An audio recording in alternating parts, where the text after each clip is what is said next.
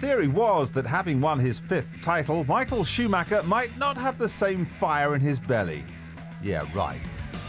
Can he go faster than brother Ralph? Here we go, we're going to find out. Out of that last corner, blisteringly fast there, and Michael takes pole. Michael Schumacher takes pole position.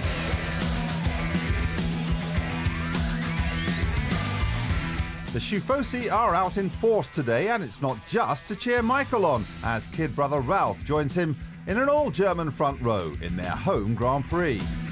Clearly, Michael was better today. Today, I hope not tomorrow, we'll find out. The man going for his 6th pole in a row just couldn't manage it yesterday. But Giancarlo Fisichella went from this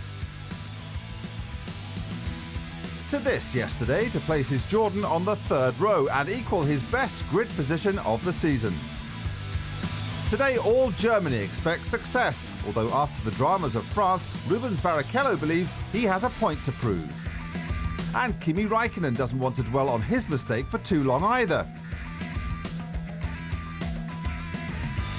This man doesn't make mistakes too often though, and a win today will equal the record for wins in one season. Just one more record for the Schumacher historians.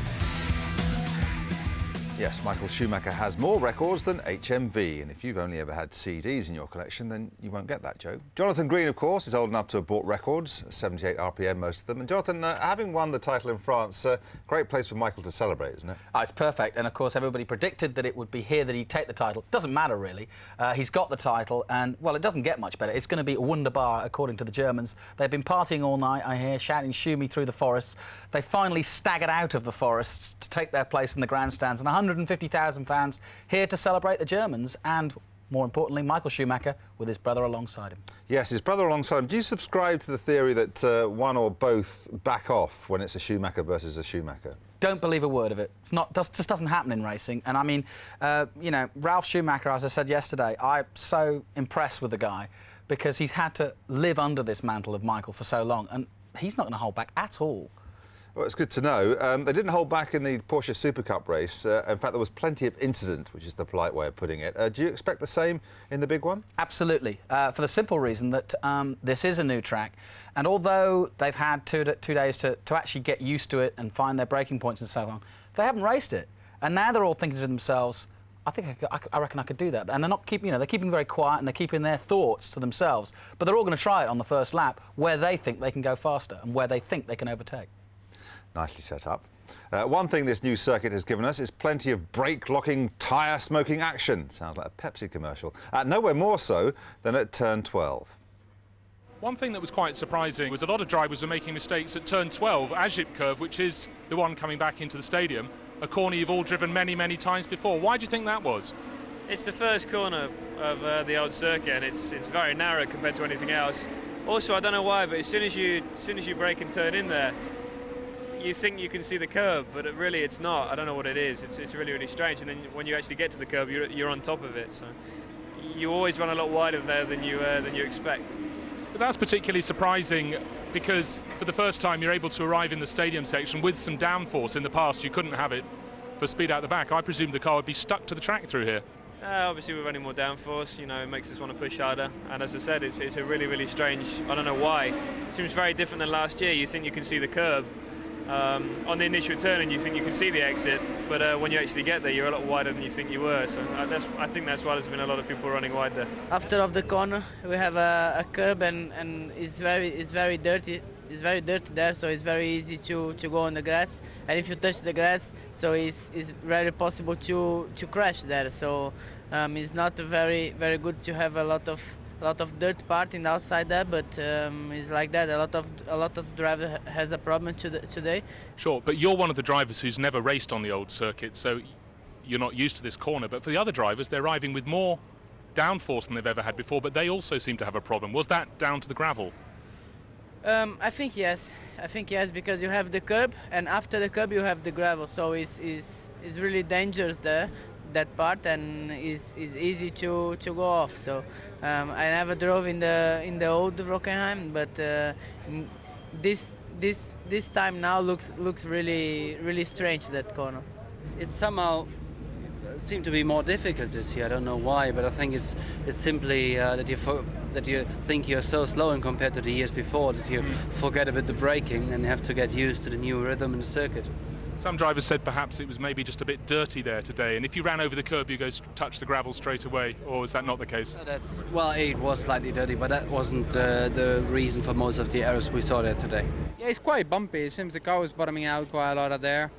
I had a big moment there at the beginning of the second session, but it's good fun. I think the entry's a lot wider, and it's because it's not wider on the exit, the natural line is you have to turn in later than you would have done before because it's narrower on the exit. And I think people are still got in their heads that it hasn't changed on the entry, so you run a lot wider on the exit. So where are the places to make up time on this new circuit, and which sectors will catch you out? Local lad Nick Heidfeld takes us round the 4.5-kilometre Hockenheim ring. Hi, I'm Nick Heidfeld and I'm going to show you my qualifying lap here in Hockenheim. So last part of the circuit, preparing for the start of the lap, trying to have a good exit for a straight line. And next corner is a pretty quick right-hander, quite tight. Usually you get some snap oversteer by taking the curb. That looked a bit better because I was in the T-car, was more understeering. Here luckily the guy pulls over. Hard braking, and then here on the exit you don't go completely to the outside. You stay a bit on the right to be flat around that little left-hander to gain a lot of speed on this long straight here, which should give you a good overtaking possibility hopefully for the race. Then very hard braking down into first gear. A bit of traction problems here, which you probably hear from the TC. Next right-hander is easy flat. And now it's a quite tricky bit, quite really part of the circuit. Clips the curb here on the left. Here car's quite nervous in general. Take a bit the exit curb, and now it's back into the stadium, a bit similar to the old circuit. Very quick here. Use a lot on the exit. You saw some cars going off. Into Sachs corner. Have a late apex there. Try to have a good exit. That's easy flat, and now the last two corners, which are quite tricky for understeer, which you can see here. And then early on throttle again. Use the exit a lot, and yeah, just made it into the top 10 then. So that was a lap with me on Hockenheim, my qualifying lap. I hope you enjoyed it. A real game of cat and mouse yesterday during qualifying. Long periods of inactivity. Und then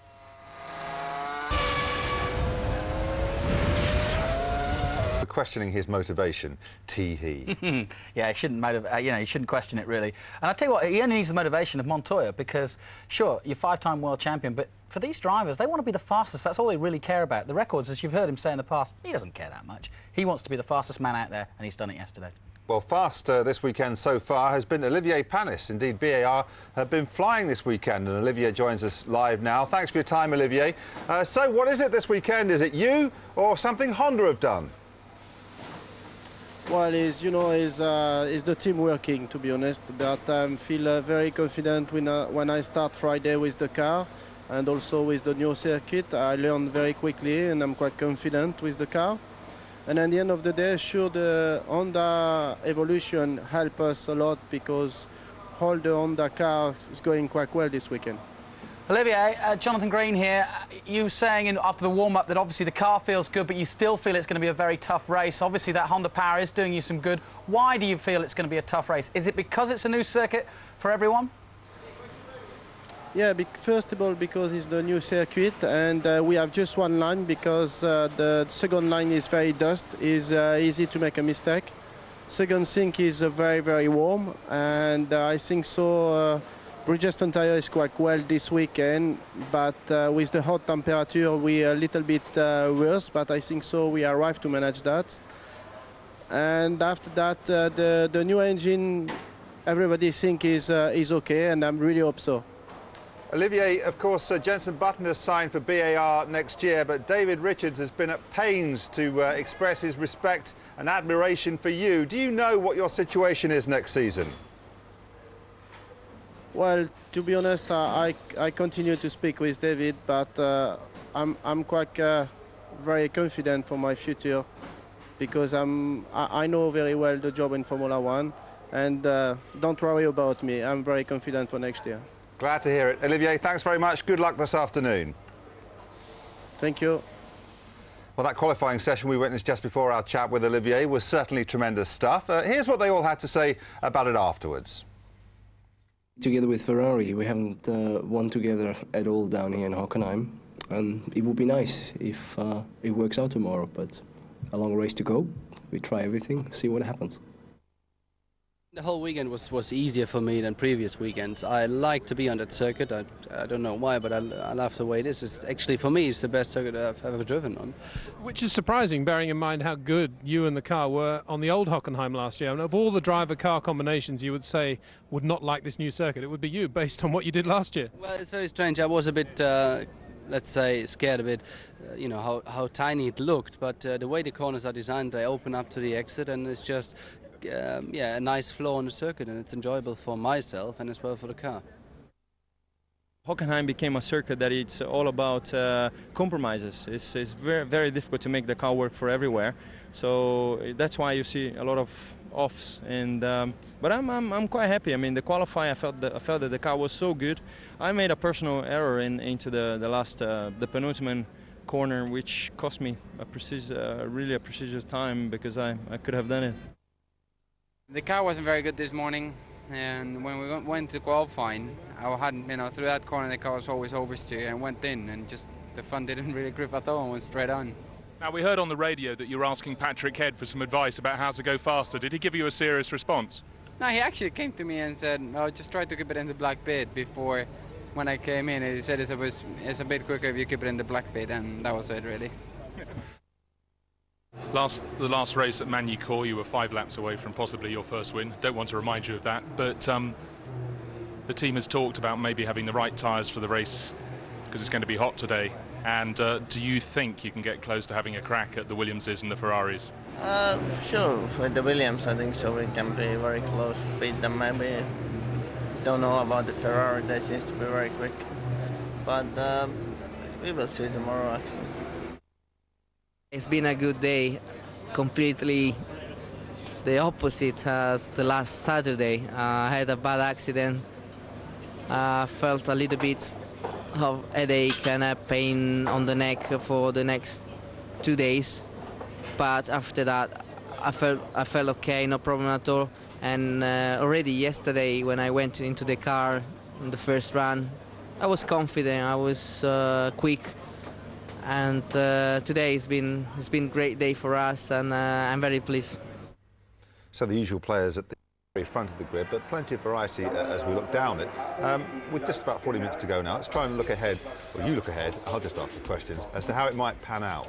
Well, all I can say is that I am so excited about the start of this one. I've got my safety belt on here, the audience can't see it, because this grid, well, we talk about computer simulations and you know, what everybody expects from this race. And this is going to be a human factor race, I think. You can throw it all out the window. This is a new track these guys want to race, and with Michael and Ralph alongside each other, we know what Ralph's like in starting position, so that's going to be an interesting first corner, plus Montoya, of course. Barrichello has that spare car. He's got the, you know, reason to think now that he can go for it, and almost you've got to feel in Barrichello's case, he has to beat Michael now. He's now the #1 driver, if you get the spare car and all the rest of it, so he now feels that way. Raikkonen's done very well in qualifying, but as you can see, Bridgestone right up there, and I think that is going to be the key factor. And listening to all the conversations we've had, Bridgestone very confident, and it looks as though Michael and Rubens will go on that harder compound. A little bit further down, Jensen's struggling. He's still got a lot of problems with that car, and thinks likewise that the race will be tough. And further down, I can't see anybody coming through. Perhaps Irvine is going for the softer Michelin, might come through. The other person we just didn't mention him, of course, Jacques Villeneuve. He's due a chance to get some decent results, and with Olivier qualified as well as he has, I think we might just see the best out of Jack. We saw some moments there by him, hit and miss sometimes, but I'd love to see Jacques Villeneuve doing what he does best, which is really throwing it around a new circuit, and I think he might take advantage of the fact that he is very good at that kind of thing, which is learning quickly and taking risks where everybody else will be thinking about it but not necessarily taking them. Yes, I can confirm that Jonathan has his safety belt on and a spare tyre too.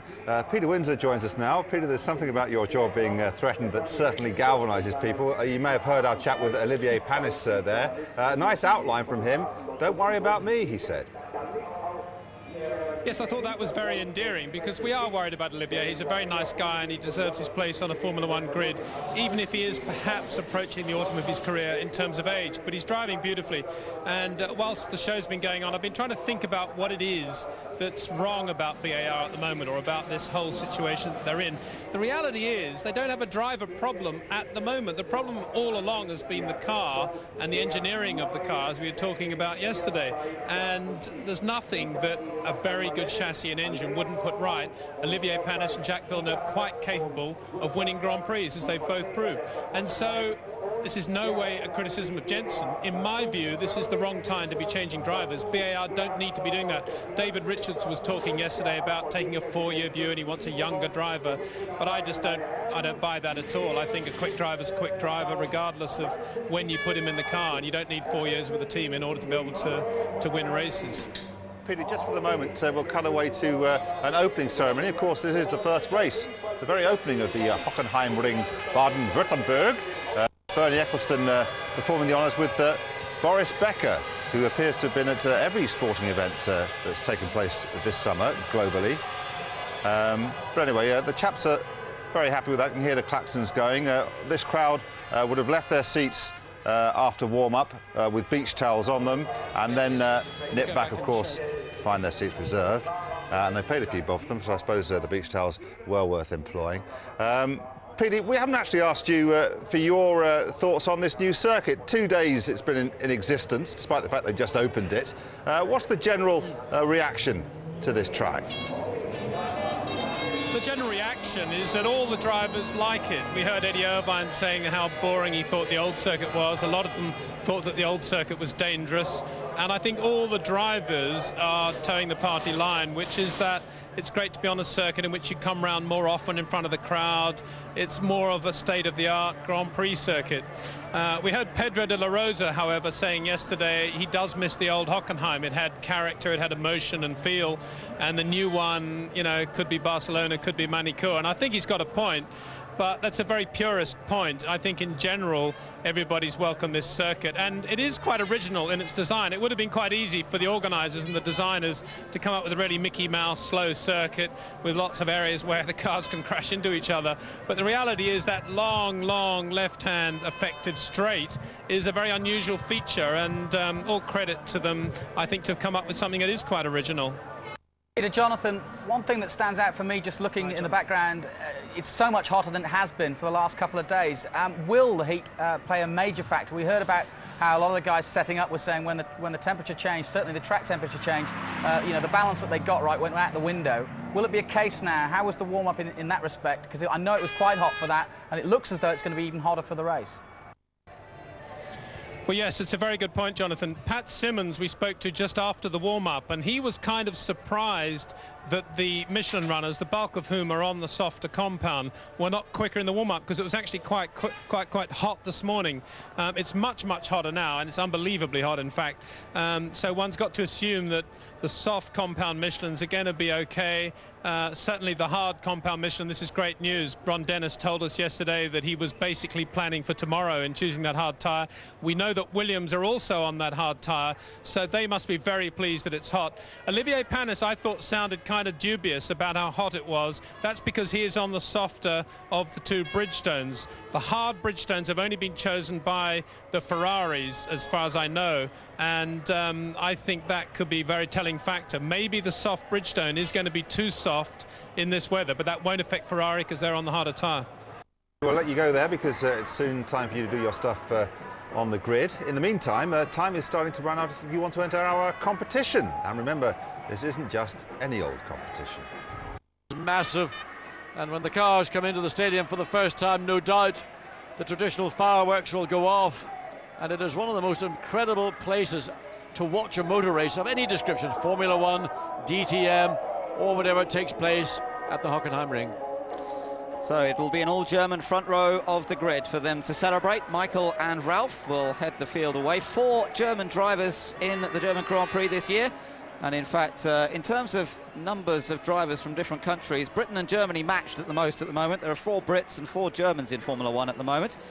So a contest between them, but I have to say the Germans are doing better in qualifying than the Brits did, because it wasn't a great session for our Brits. David Coulthard ending up 9th place on the grid, Button down in 13th place, Irvine 16th and McNish 17th. Probably one of our worst, actually, of the whole season. Well, the German drivers are particularly strong right now. The Schumacher brothers in particular are doing an outstanding job. Michael winning the World Championship. Of course, Ralph winning in Malaysia, looking for his second win of the year. And Nick Heidfeld looking for a maiden win. And, well, look at that. The Ferrari dedicated the spare car to Rubens Barrichello. And Barrichello this morning had a run both in the spare car. He had 7 laps in the spare car, 9 laps in his race chassis, and hoping to put behind him the trauma of the French Grand Prix 1 week ago and the sort of slightly smaller trauma of Silverstone, the British Grand Prix, when likewise, as the cars were due to fire up and go off on their final reconnaissance lap, they couldn't get the thing to start up. Temperature has risen to about 28 degrees air temperature, although the track temperature is still recording around the 30-degree mark, interestingly enough. David Richards and Eddie Jordan having what looks like a fairly frank conversation. Well, they've been having a few conversations. We've caught them on camera. We've got our lip-reading experts available to catch every word that they say. Sadly, that clip was just too short to get a real insight on what was going on between Messrs Jordan and Richardson. Well, there is Jenson Button, who will be driving for Mr. Richards next year. The deal done, of course, after the last Grand Prix last week. And now he knows that he has a seat for the next, well, in possible likelihood, 4 years. So a long-term deal in prospect with BAR Honda. And David Richards speaking to us over the course of the weekend, obviously delighted about that and really sees it as a tremendous opportunity to take this young, talented British driver and make him a fundamental part of the team as they develop over the next few seasons. Yes, and another very important key element in this deal is that Jenson Button's association with Williams BMW team is now over. That final 2 years has been obliterated, so he is exclusively BAR Honda's property. And there's a chance for Jenson Button to really knuckle down, to deliver on the potential, on the ability he has, continue this process of learning and focus on being a Grand Prix driver who wants to win Grand Prix, who wants to be a world champion. We have heard him say, yeah, I want to be a world champion. Well, articulation will not get the job done. It takes a lot of hard work, and I think he will find over his next 4 years there will be plenty of hard work available to him to get accustomed to. Just 2 minutes to go until the pit lane opens. And so the drivers are now preparing to get out in their cars. Remember, the spare car for Ferrari, this time set up for Barrichello, so you'll see more jumping around from Rubens than we normally expect to see, and Michael Schumacher will just have to make sure that his race car is in fine fettle. Out around the track, various opportunities to find something else to do other than just watch a motor race. They reckon, according to the track information I was looking through earlier on, something like 125,000 fried or cooked sausages will be consumed over the course of this weekend. If you put them end to end, that'll go 14 miles, they reckon. Don't worry about the sausages. What I'm concerned about are the bottles of beer. Germans enjoy their beer. They camp out in the forest, although that's not been quite as easy this year because of the circuit changes. Nevertheless, and Richard Fairbrass here joining the McLaren team in the garage. Any sport, anywhere. For £50 you can book right through to Japan in October. So call 08702 418 111 to book your pass to the rest of this season's races. That's 08702 418 111. Or wait till the end of the race and just press the red button on your handset. 7 different winners in 7 years. That's the proud boast of the German Grand Prix. Will it be 8 in 8 after today? And here are the previous winners of the German Grand Prix, and they're a different bunch. Ralph won it last time, and you would have thought that he'd have liked the track retained. But he was saying earlier on he doesn't care. It's the best track he's raced on this year. Ralph's looking very confident today, and I think it means that. I think he's got the setup he wants. This is the home Grand Prix. The problem, if you like, of his brother not winning the championship or not being decided yet is gone out the window, so he can feel confident of going for it, and the fans won't turn against him were he to get into a bit of a shenanigans with his brother. I think, you know, it's the most equal opportunity he's had to really show what he can do, and I don't think he cares what the track's like. That's Peter Windsor, just getting his big hands. Oh no, it's not big hands, it's just a smaller version.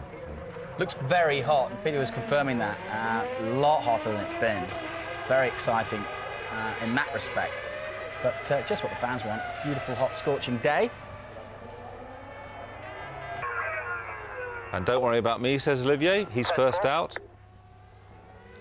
Yeah, fascinating that. I thought that was very interesting because everybody seems to be worried about him. But, you know, you can't vote better than to qualify your best qualifying of the season and to out-qualify your teammate, and that teammate a former world champion at that. We're going to get to the part of the circuit where that teammate, Jacques Villeneuve, said somebody could get killed this afternoon. He was talking about the wall that separates the racetrack from the drag racing track. And he says that if it gets tight there, somebody could get nudged off. Now, Jacques has been coming out with spectacular quotes of late. Is that just another one? To be honest, yeah. Throughout his career, he tends to be a little bit, and I'm not at all criticising his thoughts. He should know better than anybody else in the world. But he does tend to, he calls a spade, as we say in England, and, you know, it's a little bit over the top saying that. The safety is paramount now in Formula One. And when they redesign a circuit like this, they take every measure possible. And it is right for drivers like Jacques Villeneuve and Michael Schumacher to make those criticisms. And I don't think they're making them because they actually believe it to be so. They want to make people aware that there are possibilities that there could be further improvements, rather than as dramatic. But you have to almost say a headline that, something that is catchy like that, for people to actually identify and look at it. If he didn't say anything, nobody bothered. Well, let's cross to Peter Windsor now. He's with Ross Brawn, who appears to have taken a fashion tip from John Watson. Ross, I just wanted to say, nice hat. Yes, yeah, well, Billy was giving them out for free, so I couldn't turn it down. So. You don't have Michael's signature on it yet. How much is that going to cost? I don't think it costs me anything, but you'll be in trouble if it does. What do you think about the ambient and the track temperatures? Good news? It was pretty much as we expected. Well, forecasters got it right this time, and they said it was going to be very hot on Sunday, so as I mentioned before, we went for the harder tyre because we were worried about today, so we feel a little bit more comfortable with a harder tyre. We're going to have to be careful. OK, well, Michael's out. We'll let you listen to what he's got to say. Thank you very much and good luck. Looking very chic. And talking of things fashionable, what about Richard Fairbrass, the Right Said Fred singer? Bruce Jones is gassing with him, man. Richard Fairbrass of Right Said Fred. A big Formula One fan. I see you're here with McLaren this weekend. I really like machinery. I love machinery. It could be a combine harvester. I know, as long as there's machinery there, this is, I just find it so exciting. It's incredibly exciting. But how much do you get to see? Because presumably you're on tour most of the year, and most of the time you have to watch it on television. Yeah, it's very hard. I mean, television is good in as much as you can watch the whole race. But you can't beat the atmosphere you get in the pits and the garage. It's just amazing. I mean, it's really exciting. But also with the hundreds of thousands of people here, does it feel like one of your concerts? Oh, yes. They make as much noise, too. But no, it's very exciting. I mean, you know, the commitment of these people to pay the money they paid, buy all the gear, the hats and the flags, you know, this is... without them, this sport wouldn't happen. So in a way, they're the most important people here. Anyhow, thanks. Good to see you. Glad to have you here. Richard Fairbrass, I know him actually, but there isn't time to go into that. Now then, Peter Windsor has been staying around the Ferrari area. He was with Ross Brawn. He's now having a look at the cars themselves. I am indeed. It's a great atmosphere here, partly because Michael's on the pole, partly because it's the German Grand Prix, and partly because Rubens in that spare car. Michael's actually just gone through for the second time, so that's a sign that he's pretty happy with the car. He's getting in 2 or 3 laps. Normally he would come in, maybe switch to the spare as he did in Manicourt. He's very good at doing that, Michael, but he's just going up for another lap. Rubens, meanwhile, they're waiting for Rubens now. It looks like he's going to come in, and seeing he's got the prerogative of the spare car, maybe he will do a Michael and switch, so I think we should wait and see. If Rubens gets the choice... Wrong, though. That was Rubens who went through, and here's Michael. Sorry about that. Very nice. Laying a bit of rubber in the pit stop area so he can get a little bit more grip. They switch off the traction control to do that and give himself a little bit more grip. Michael, of course, on the pole has no problem with that off the line, but we saw Ralf Schumacher this morning very sensibly trying to clean up the grid down the inside there, trying to give himself some more grip, and he actually managed to lay some rubber too after a spin, which was a very nice piece of work. So Ferrari, it's all hustle hustle and bustle, incredibly hot weather, and as Ross Brawn said, they're delighted, I think, that they managed to do their times on the harder of the two Bridgestones. If I had to take a bet now, I'd say that the hard Bridgestone is going to be a better race tyre than the hard Michelin, but the soft Michelin, I think, will be a better race tyre than the soft Bridgestone, if all that makes sense. Oh, as ever it does, Peter. I just wondered if Rubens has the choice of two cars and Michael only one, the roles being reversed, does that mean Rubens has a better shot at reliability? Because it's certainly been Michael thus far that's had the reliable Ferrari. Well, it's a very good point. I'm not sure that it actually works, but you would think that. I think the reality is if there's some sort of horrendous accident at the start and the race is stopped and both Ferraris are damaged, Rubens will be the guy that starts the race at this point. That's the advantage of having a spare car this late in the weekend. But in qualifying, for example, he could have jumped into the spare if he hadn't felt comfortable in the race car. But Rubens is coming in now and just checking the car. No, he's going to go for the lap as well. So they're pushing him back, laid some rubber. Now let's just wait and see what Rubens does, because they're going to push the car back into the garage, and it's this moment that the spare car mechanics get a bit excited, because their car might actually get a race. If we can just walk over a little bit to Rubens' car as it's being pushed back in.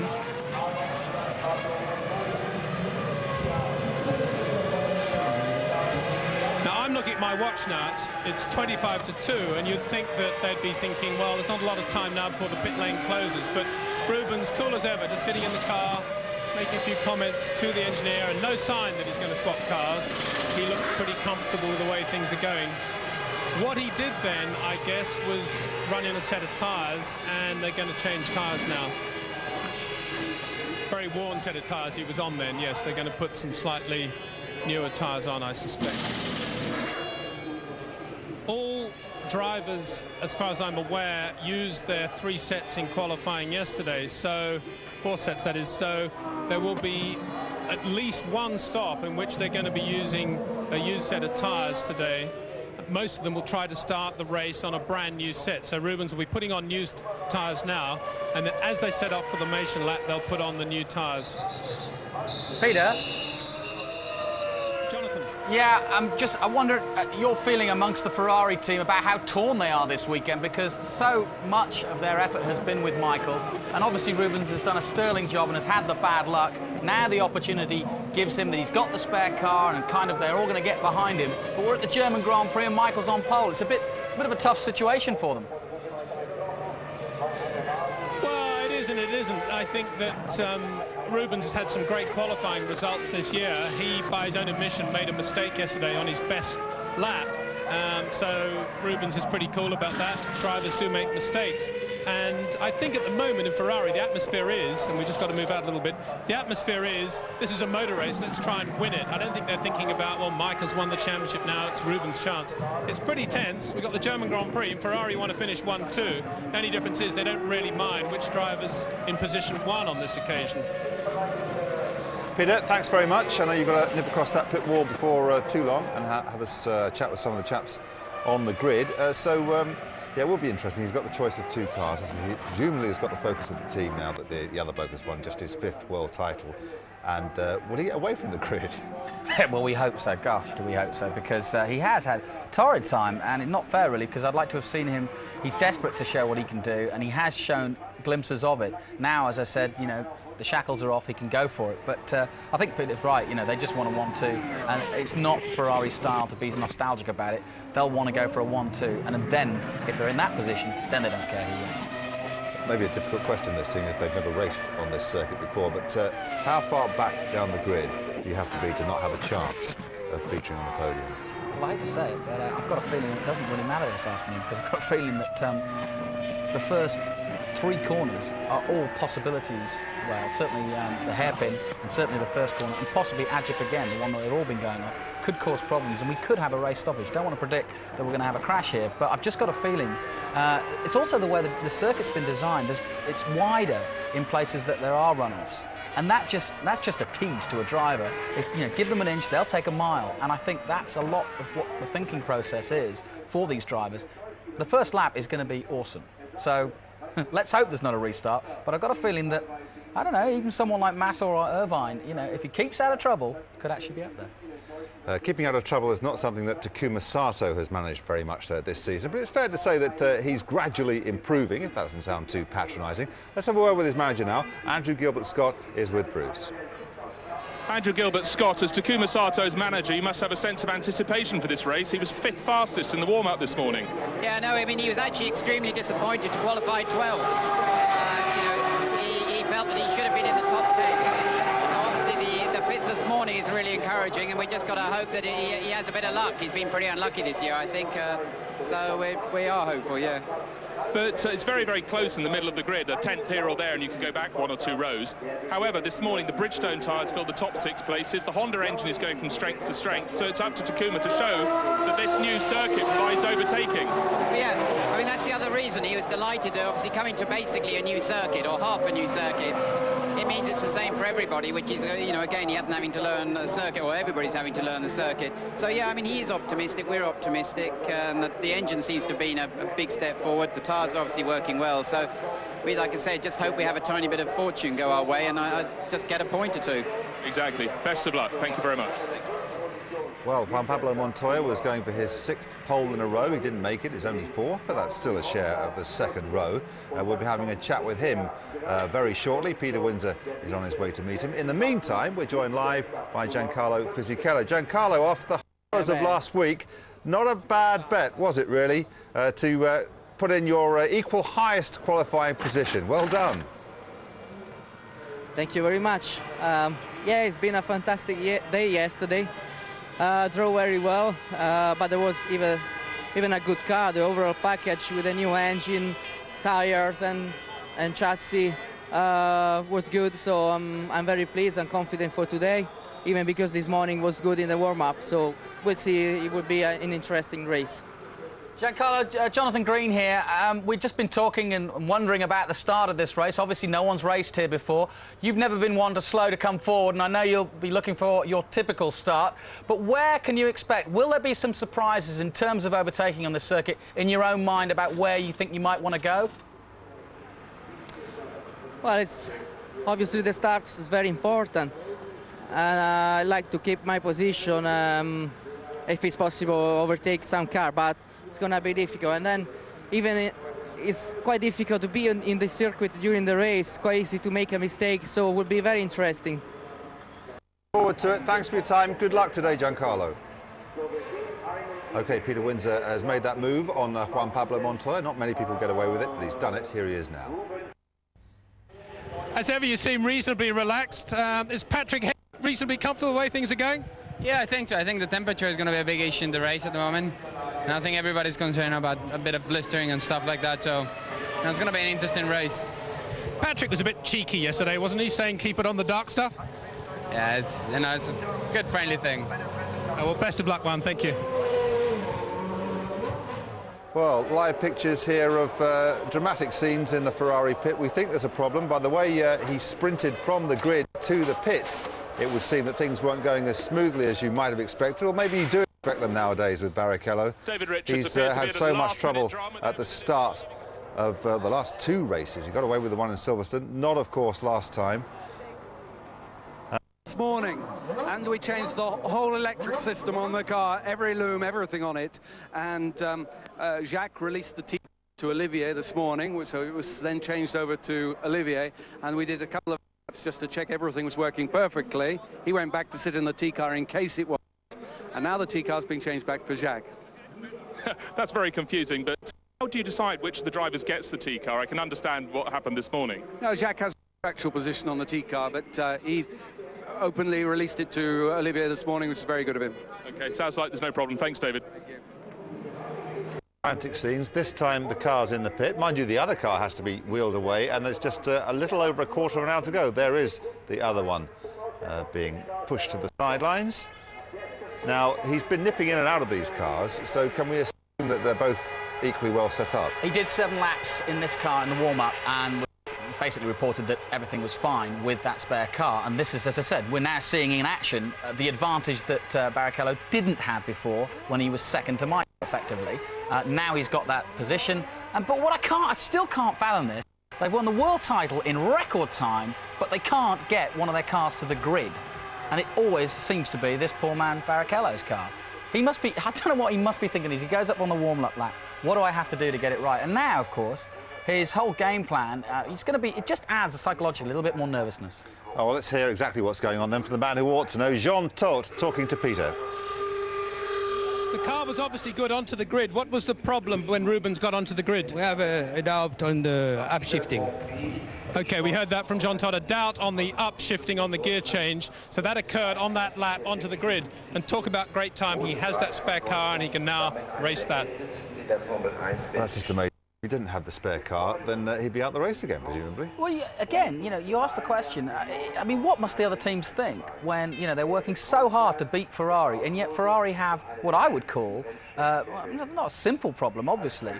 They said, interesting words by John there, he said a doubt. And maybe that, what has happened before to Rubens, now he's got that option. But it didn't look as though it was his decision. It looked like it was the engineer's decision, and he was quite happily ready to get into that first car. But I'm just stunned that they can take one man to a world championship in world record time, and then the other man has to worry about whether the gear shift works. You can understand if over the next 10 minutes or 15 minutes or so, Rubens is thinking, I wonder what's going to happen when I go for first gear and those lights go out. Anyway, shouldn't be a problem for the BAR team. They're flying this weekend. Olivier Panis in 7th position.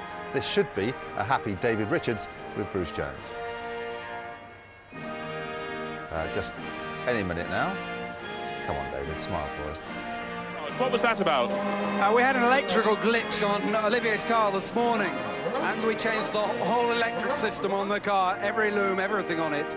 And Jacques released the T-card to Olivier this morning, so it was then changed over to Olivier, and we did a couple of outlaps just to check everything's working perfectly. He went back to sit in the T-car in case it wasn't, and now the T-car's being changed back for Jacques.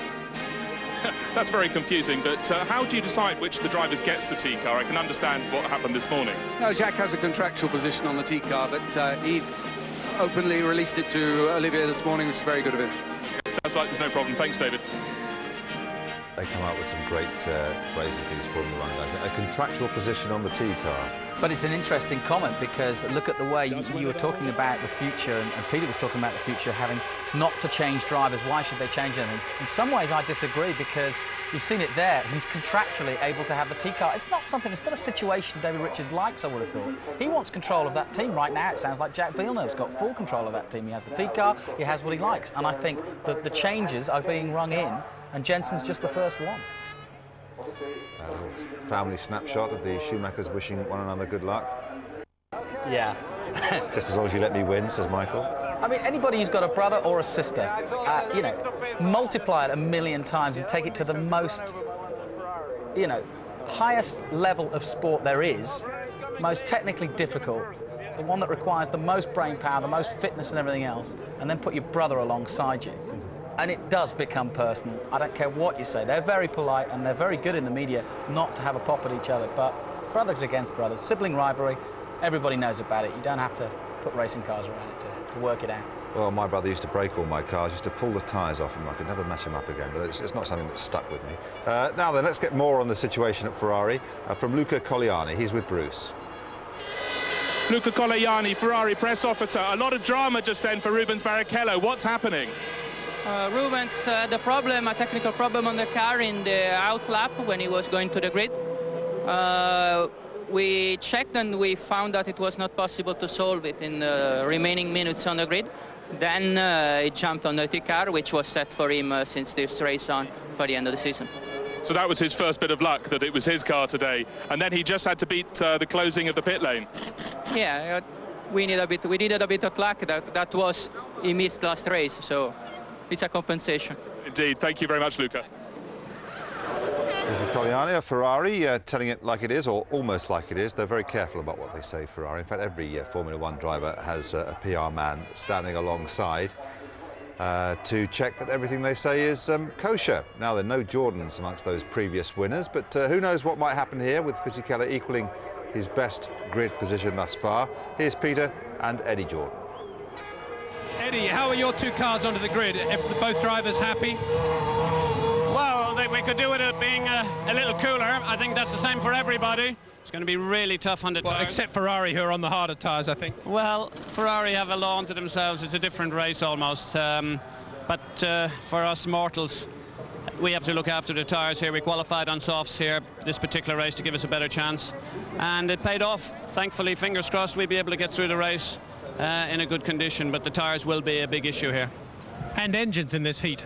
Well, engines and also the braking. You're going from 327 kilometres, over 200 miles an hour, down into a deep hairpin where you come out of there exiting at 60 kilometres. So it's virtually hard braking from 200 miles an hour to zero each lap, and that is really killer on the brakes. So the brakes, the engine, and of course the tyres. And the driver fatigue is an issue as well here because it's incredibly hot. How fit are your two drivers? My slight concern would be for Giancarlo. He had such a big accident, you know, only 8 days ago. And I don't care what anyone comes back in fitness and that, there's always that little bit that you're just missing by such an impact. So we've asked him, and his physios, everybody have been monitoring to making sure that he builds up slowly. We're not over concerned, but it will be a thing that we will look at obviously throughout the race, and he will monitor it. He's going to be very delicate how he gets through the race. Is he one of the drivers that likes to take on fluid during the race? Well, they all do, and if they don't, it's silly because it's a matter of a physical environment. You lose so much in perspiration that unless you take on the added liquids, then obviously the body will become dehydrated, and we all know about the effects of that, mainly on the brain, and that affects the body, of course. So it's important to keep the body right up to the focus, and that's why you see most of the drivers, because they look after themselves, the quickest times are near the end of the race. Thanks very much, Eddie. Good luck. Thank you. Minutes to go now until the start of the formation lap. Let's cross to the grid as it begins to clear and join Peter for a summary of what's happened so far today, Peter.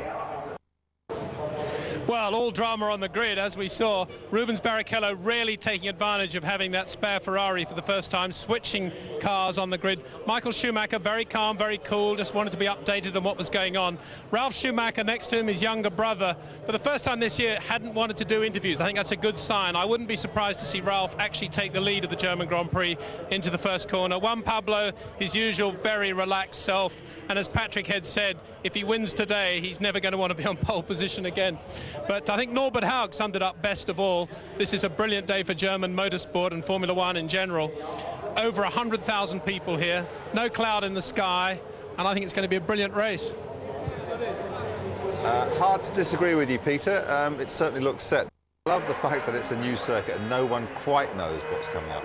Well, that's the point, and you heard Eddie Jordan there. I mean, that's why I'm so excited about this. You've got this first corner possibility in that it is a tight circuit and there isn't going to be a lot of overtaking opportunities, especially and they're not sort of tried and tested either, as I've already mentioned. You heard Eddie saying there that the heat will mean that the tyres could possibly go off and they're braking from like 200 miles an hour down into the hairpins. Oh, it's got it all. It's got everything you could want. And two Germans on the front row, which everybody else wants to beat at their home Grand Prix. And the roar, wait for the roar, as they come into the stadium section for the first time. If one of those Schumachers is leading, it's going to be awesome. One of those Schumachers could be in a Williams and could be leading, according to Peter Windsor. And let's find out what Patrick Head thinks of that prospect. He's with Bruce. Patrick Head, good to see there's plenty of humour on the grid for Williams today. 2nd and 4th on the grid, but 8th and 10th in the warm-up. Is that an irrelevance? Well, in the warm-up, people running different fuel levels and running through different programs. So we were happy with our warm-up and happy with the car. So the big thing is to try and get it right in different conditions this afternoon. It's 12 degrees hotter or so, and the tyres will behave quite differently.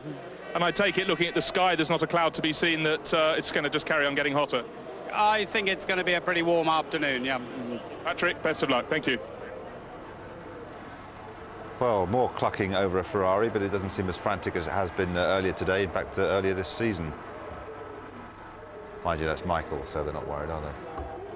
No, perfect conditions for this one. And Michael, cool, calm and collected. There are those towels you mentioned.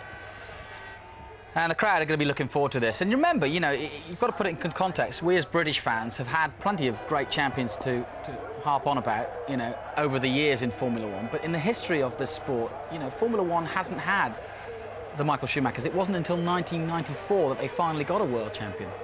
We've heard from all the main players those so far, apart from McLaren Mercedes. Let's get a word now with Norbert Haug, who's with Peter.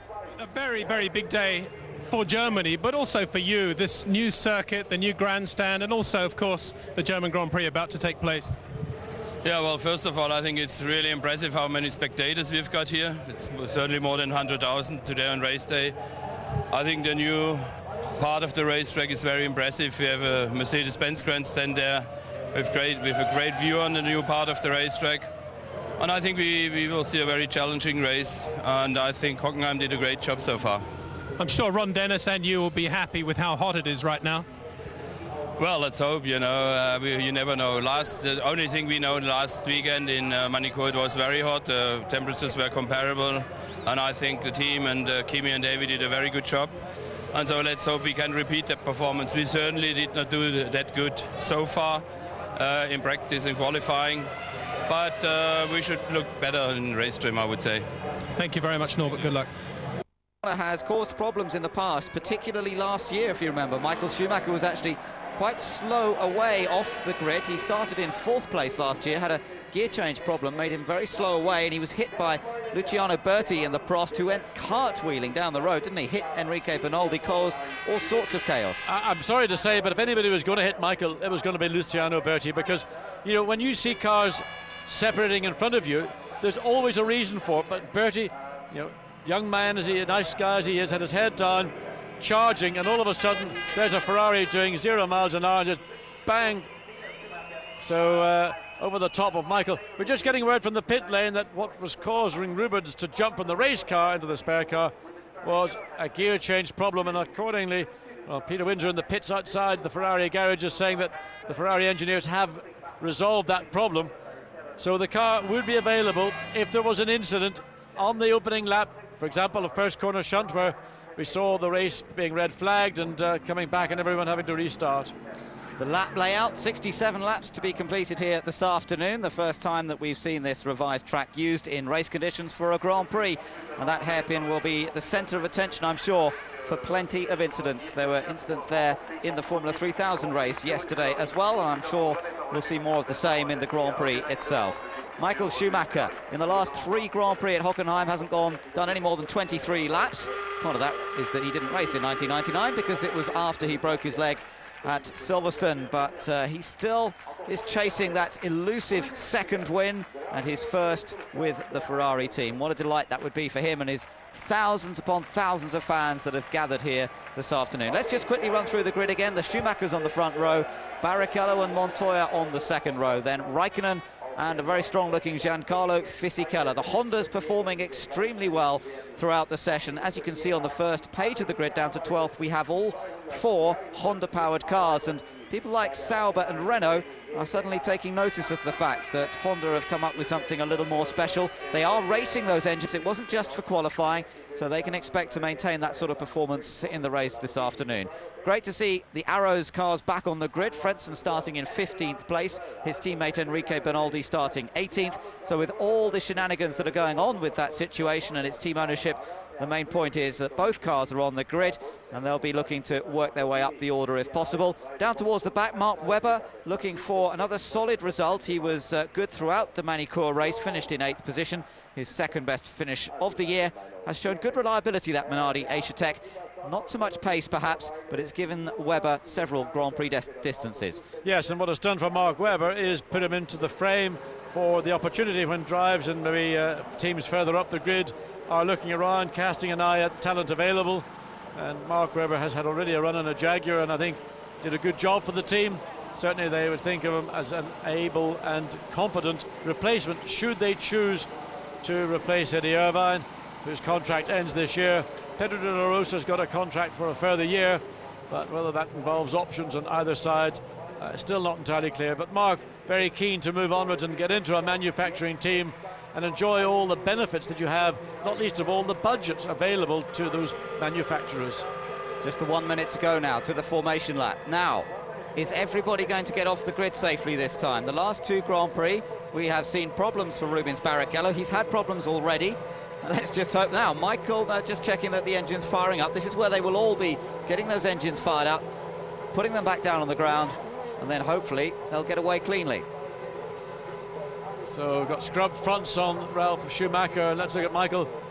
Scrub rays as well, and we've got brand new set of boots on Michael Schumacher's. The reason he puts his hand up like that is just to indicate to the starter at the back of the car when the air starter goes in, I'm ready, everything's all fired up, so just push the air compressor and then the engine fires up. So engines are started. Marshals are standing beside the track ready with their yellow flags in case somebody gets stranded at the start. Let's see if they all get away safely this time in the beautiful blue skies here at Hockenheim. 21 cars starting away from the formation lap, and so far so good. Everybody gets away cleanly. The two Williams laying a lot of rubber down. Oh, they laid stacks of it, believe me. They're starting on the dirty part of the racetrack. Montoya and Ralf Schumacher just switched everything off, laid two big black lines, and they will line up immediately. They come round straight on those lines, hoping to gain some grip from the dirty part of the racetrack, in a hope to maybe not get outgun Michael Schumacher, but to try and maybe slide ahead of Rubens Barrichello in the second of the Ferraris. So now they're heading on to this new part of the track. They're not in the trees anymore as they used to be at Hockenheim. They're on the long curve called the Parabolica, which is about 1 kilometre long, and they're up to speeds of over 200 miles an hour there in qualifying. Might be a fraction less in the race itself. Riding on board with Juan Pablo Montoya. That first corner is going to be tricky, you know. It is a tight, it sort of tightens up on the apex, very narrow on the apex. I just hope they all make it through safely. There is a lot of runoff on the outside with that extra tarmac. That might give them a bit of leeway. I suspect by the time they get down to the hairpin bend, they'll have gone through turn 1, hopefully no trouble, but there could be turn 2, possibly trouble. So that long turn 5, I think it is, could be hopefully clear of any issue. The heat haze is clear as we see the track temperature climbing at Hockenheim. It's been such beautiful weather all day. It's getting hotter and hotter. It's certainly the hottest it's been all weekend, and this could change the equation for those tyre manufacturers. Into the stadium area and virtually packed out with fans, most of them cheering on Michael Schumacher, many of them I'm sure cheering on brother Ralf. The two of them set to start on the front row of the grid. Well, there's a sensible mother covering the ears of her young offspring. The best thing she could do is buy a pair of ear defenders, and that would mute out a lot of the very sharp harmonics that a Grand Prix engine emits through its exhausts. But with the temperatures as hot as they are, those teams that are opting for their harder choice of tyres, and that's what Ferrari and the Williams teams have done. McLaren, they're also going that route, so tyres will be a key issue here this afternoon. All the preparations have been made. The teams have done their work. Now they have to sit back, stand back and watch from the pit lane to see what happens in the opening laps of the German Grand Prix. A moment of tension for everybody up and down pit lane, and of course for the drivers as the adrenaline builds towards the start of 67 laps of the German Grand Prix. The red lights begin to go on. Is it going to be a Ferrari or a Williams into the first corner first? The German Grand Prix is go, and on the right we've got Michael Schumacher versus Ralf Schumacher. Somebody stranded, one of the arrows at the back as Barrichello tries to slot in, and Raikkonen going around the outside. Raikkonen's moved up into 4th place ahead of Montoya. And I think it is Frentzen indeed stuck in it. I think Mark Webber was very slow as well, but Michael Schumacher gets the advantage. But look at that, McLaren. I think Raikkonen trying to squeeze past Montoya. He's done it, I believe. Yeah, I think he might have squeezed already, and then Montoya was trying to get him back, so that's bad news for the Colombian. And behind them there's a good battle going on. Coulthard is trying to get past Trulli. Here comes Montoya on Raikkonen down towards the hairpin. Is he going to make the move work? No, he can't. Raikkonen's on the inside. Montoya's got to slow. He's got the cut back now. It's pure acceleration out of turn 5 down to turn 6, but again Montoya unable to deal with a young pin. So it's Raikkonen ahead of Montoya in this battle, but it's Michael Schumacher who leads, with Ralf Schumacher in 2nd place, then Barrichello in the 2nd Ferrari in 3rd, with Raikkonen holding on to 4th. Montoya 5th, Jarno Trulli is all the way up from 8th to 6th, Coulthard from 9th to 7th. Pedro de la Rosa isn't a problem. We saw one of the Jaguars go wide on the exit of turn 1. But that's a further disappointment to Jaguar and Pedro de la Rosa. Same distance as he managed here last year. He crashed last year at the first chicane, and de la Rosa's out on the first lap once again, and the yellow flags because of de la Rosa's car stranded. Here comes Michael Schumacher already opening a gap over Ralf. Then it's Barrichello, Raikkonen, Montoya. There is Trulli ahead of Coulthard and Fisichella in the Jordan. Fisichella had disappointment. He had a great good position, 6th. He's lost out in that first corner shuffle, down to 9th place. but doesn't matter. It's a 66 lap Grand Prix now. And Ralph looks as though he may be struggling already to stay ahead of Barrichello. The gap opening up between the Ferrari out in front and the Williams in second place, and Barrichello now beginning to bear down on Ralf Schumacher, looking for second spot. But he was thinking about it. He said, no, I'm going to wait. I'll just give myself another lap or so. There are the flags for De La Rosa's Jaguars, pulled off to the left as they come down into turn 6. This very quick sweep to the right and hard on the brakes. Barrichello knows there's nothing he can do here, but look, an error. So maybe he's got an opportunity as they come out of... No, it's not going to happen. The best time for Barrichello is to get himself prepared, to come out of turn 2 cleanly, and then get a run on Ralf Schumacher. This is where we've seen people running wide. They both get through the Ajip corner safely, turn 12. Now into the Sachs curve, the left-hander, well inside the stadium, the old part of the track. So now Ralf Schumacher holding his second place ahead of Rubens Barrichello. Raikkonen in 4th, Montoya still in 5th place. There you see the Williams go through. There's Jarno Trulli with a great start and up into 6th. Coulthard in 7th, Fisichella 8th, then Panis in 9th place, and Jenson Button up from 13th to 10th position. So look at Michael, he's certainly checking out front. Yes, and there is that Pedro de la Rosa it is. I'm just wondering what Williams may have done. Seemingly Ralf Schumacher not just quite so quick off the grid. Let's look again at the start. Lights go out, but Michael gets a blinding start. But look behind. Look at Raikkonen. He had the clean side of the track. He got a great getaway, got in front of Montoya there into the first corner, and that perhaps a victim either of a heavy car for Montoya. Now Montoya did try to come back at him. Yes, he did. But Raikkonen goes down the inside to defend. Montoya looks, comes up alongside. He's going to go around the long way round. I don't believe it. He closes the door on Raikkonen, but Raikkonen, you can see the shadow of McLaren. Well, that's where it got done. That's Takuma Sato, we think. Yeah, that's Sato towards the lower part of the grid order. 14th place. I think he's lost one position there. That was to Jacques Villeneuve. There he is. Yeah, Villeneuve therefore takes the place. So he's in 13th place. And just to let you know that the arrows that got stranded was Frentzen on the grid. So poor Heinz-Harald Frentzen on home soil out of the race. So Frentzen and De La Rosa not making it any further, or not even getting to the line at the end of the first lap. So there's a little battle with Villeneuve, Sato, McNish, Irvine, Benoldi, and the tail of the field, Mark Webber. The last car, now a 19-car field with Frentzen out before, well, just as the lights went out, De La Rosa stopped on the first lap. 2 cars out within 2 laps. Alan McNish you're looking at there in the battle with Benoldi. McNish running 16th at the moment. Webber is behind them, and Salo got behind the Minardi there, John. So Mark Webber managed to get past the Toyota of Mika Salo, and that's a little tussle that's going on. Meanwhile, look at this, Button versus Massa. Massa going down the inside of Jenson Button, or was there a touch? No, there was no touch, but I think Button was very wise. Felipe Massa had a run. He decided he was going to take the chance. Button used the mirrors. He saw him coming, but of course it forced Button wide to the run-off part of the corner, as you've seen in the Porsche Super Cup, something that Formula 1 cars do not like to do because the underbody being so low, it could be marginally damaged. So Button is now pushed back down to 11th place by Felipe Massa. Heidfeld is next up, and then we've got Villeneuve, Sato, Irvine in that next little gaggle. And look at Michael Schumacher. In fact, Frentzen is running, and he's about to be lapped by him. Yes, Frentzen did get going, and he's 2 laps down. He's running just ahead of Michael Schumacher, and in the space of this lap or a little more, he'll be gobbled up by the first 5, 6.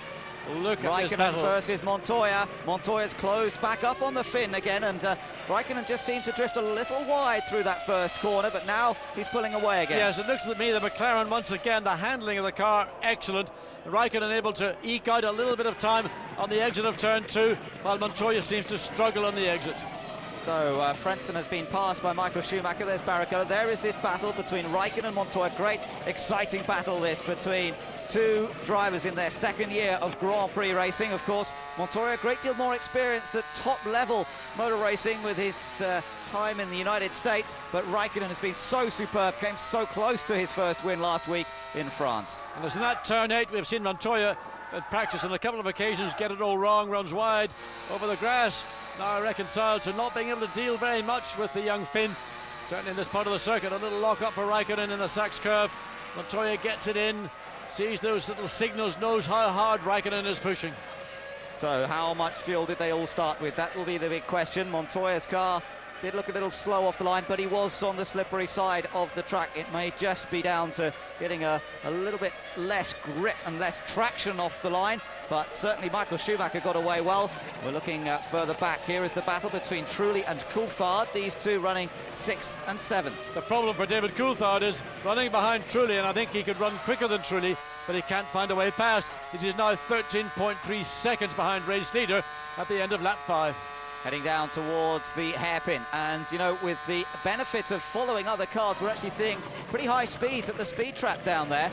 325 kilometers per hour for Bernoldi. Must have had a big toe down towards the hairpin. Yes, had a big toe, probably took a fair bit of wing off, knowing that the only place you can get past anybody is going to be realistically into that hairpin bend, and prepared to maybe make some sacrifices in other parts of the track to be able to gain position down at the hairpin. Oh, and Irvine has spun. Irvine has spun out of 15th place. He was ahead of Bernoldi, McNish and Webber and Salo, but I think that group has all gone past him, so he rejoins effectively at the back except for Frentzen. Well, was that an Irvine own goal, or was he assisted into that spin? Eddie doesn't really make too many mistakes in races, and hopefully we'll get a view of that replay. Here we see it. Well, he's all on his own. Comes down. There's the battle with Villeneuve, and look at that. And Jenson Button once again getting the short end of the stick. First of all with Felipe Massa, now with Jacques Villeneuve, and Eddie just loops it around, apparently all on his own. There we see. Yeah, there was a bit of a mess. Well, nothing. Eddie just sort of spun it, and it was as if the traction control didn't activate.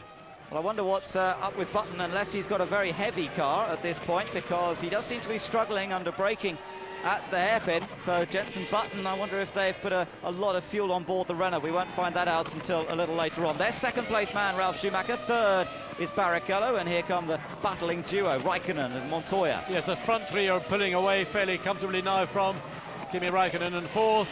3.7 seconds to Raikkonen to Barrichello, but now when Pablo Montoya closes back up as David Coulthard once again feels it's time he's seen enough of the back of Trulli's Renault into turn 6. Yes, and he feels it's about time he could get past the Renault, but Trulli holding on to it for the moment. That really was a superb qualifying lap from Trulli right at the end of the session when Renault had been struggling so much through free practice. They made a lot of changes to the car, and Trulli did one of his qualifying specials to put it on the 4th row, and I'm sure Coulthard would be quite happy if he hadn't done, because he could have done with being slightly further up the grid himself. Very close in qualifying. We had some 14 cars covered by 1 second in qualifying yesterday, and once again we're seeing a very close level of competitiveness in the midfield.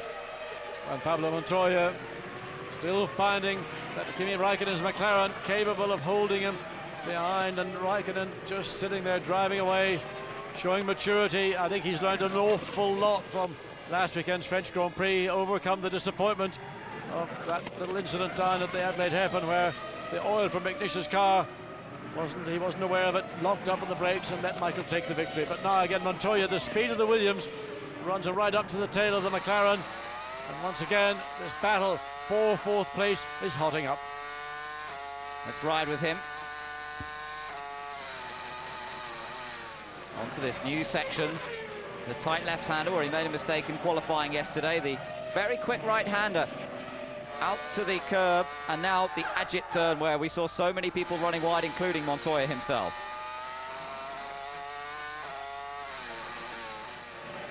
Again, just a little tyre smoke from Raikkonen, indicating how on the limit he is with the braking into that left-hander, the Sachs curve. And Montoya does look as though he could go faster if he could get past, but that is quite a challenge at the moment. We're just looking at the lap times. We have a lap record, of course. Every lap fastest lap will be a lap record. 1:17.6 to Michael Schumacher. Now he's dropped off by 0.6 of a second, so the situation regarding tyres is already on lap 9 becoming an issue. The tyre degradation that we've talked about, there's the example of it. Nevertheless, Michael Schumacher still pulling away from brother Ralph, 5.2 seconds. Yes, so he's got a very comfortable advantage, and Barrichello seems content to sit behind Ralph at the moment, and he may have to wait until the pit stops before an opportunity to get past. Montoya does not want to wait long, and again he's closed up behind Raikkonen. He closes up in the second half of this very long straight down into that hairpin bend, turn 6. This is beginning to become quite a battle now, John. We've got Trulli at the head of this queue in the Renault, then it's Coulthard and then Fisichella. Panis is not far behind Fisichella, behind him the two Saubers of Massa and Heidfeld. And clearly Jarno Trulli doing the best he can, but it's not really enough to stave off the attack from these 5 cars that are following. But Jarno Trulli is there to race. Let's have a look and see what goes on. Well, that's Jenson Button once again losing a place. This time Mika Salo gets through. Whoa, it's a bit tight, it's a bit tight. And that was through turn 7. Must have some sort of problem, I would think, Jenson Button. He, even if he'd started heavy, some of that fuel would have burned off by now. So Button surely has some sort of technical problem to be dropping further down the order. He's 17th at the moment. He's been passed by Mark Webber, and that just gives you some idea of what sort of trouble he's in. 1:21 his last lap. Well, 2 Sabers side by side into turn 1, and Massa nips through, well, braver than Dick Tracy, and gets the job done. Well, that's not going to make Heidfeld too happy, is it? You remember the Nürburgring where Massa, these two were in tandem virtually the whole race, but Massa was the one who took the 1 point for 6th place, and Heidfeld, after a tough race, had to settle for no points in 7th. It does seem that qualifying goes the way of Heidfeld, but come the races, Massa and his feisty driving style works well. Michael Schumacher continues to lead, but tyre degradation now worth a second a lap. It's causing the cars to run 1 second slower than they were able to do in the early laps of this Grand Prix. 4.9 seconds ahead of his brother, but Rubens Barrichello a further 1.2 seconds behind Ralf Schumacher. Still this battle going on between Trulli and Coulthard with in the background you can see Fisichella, then Panis in the white BAR. Coming through then is Massa in the Sauber, having passed his more experienced teammate, and this is the view. It's just right a second with Trulli.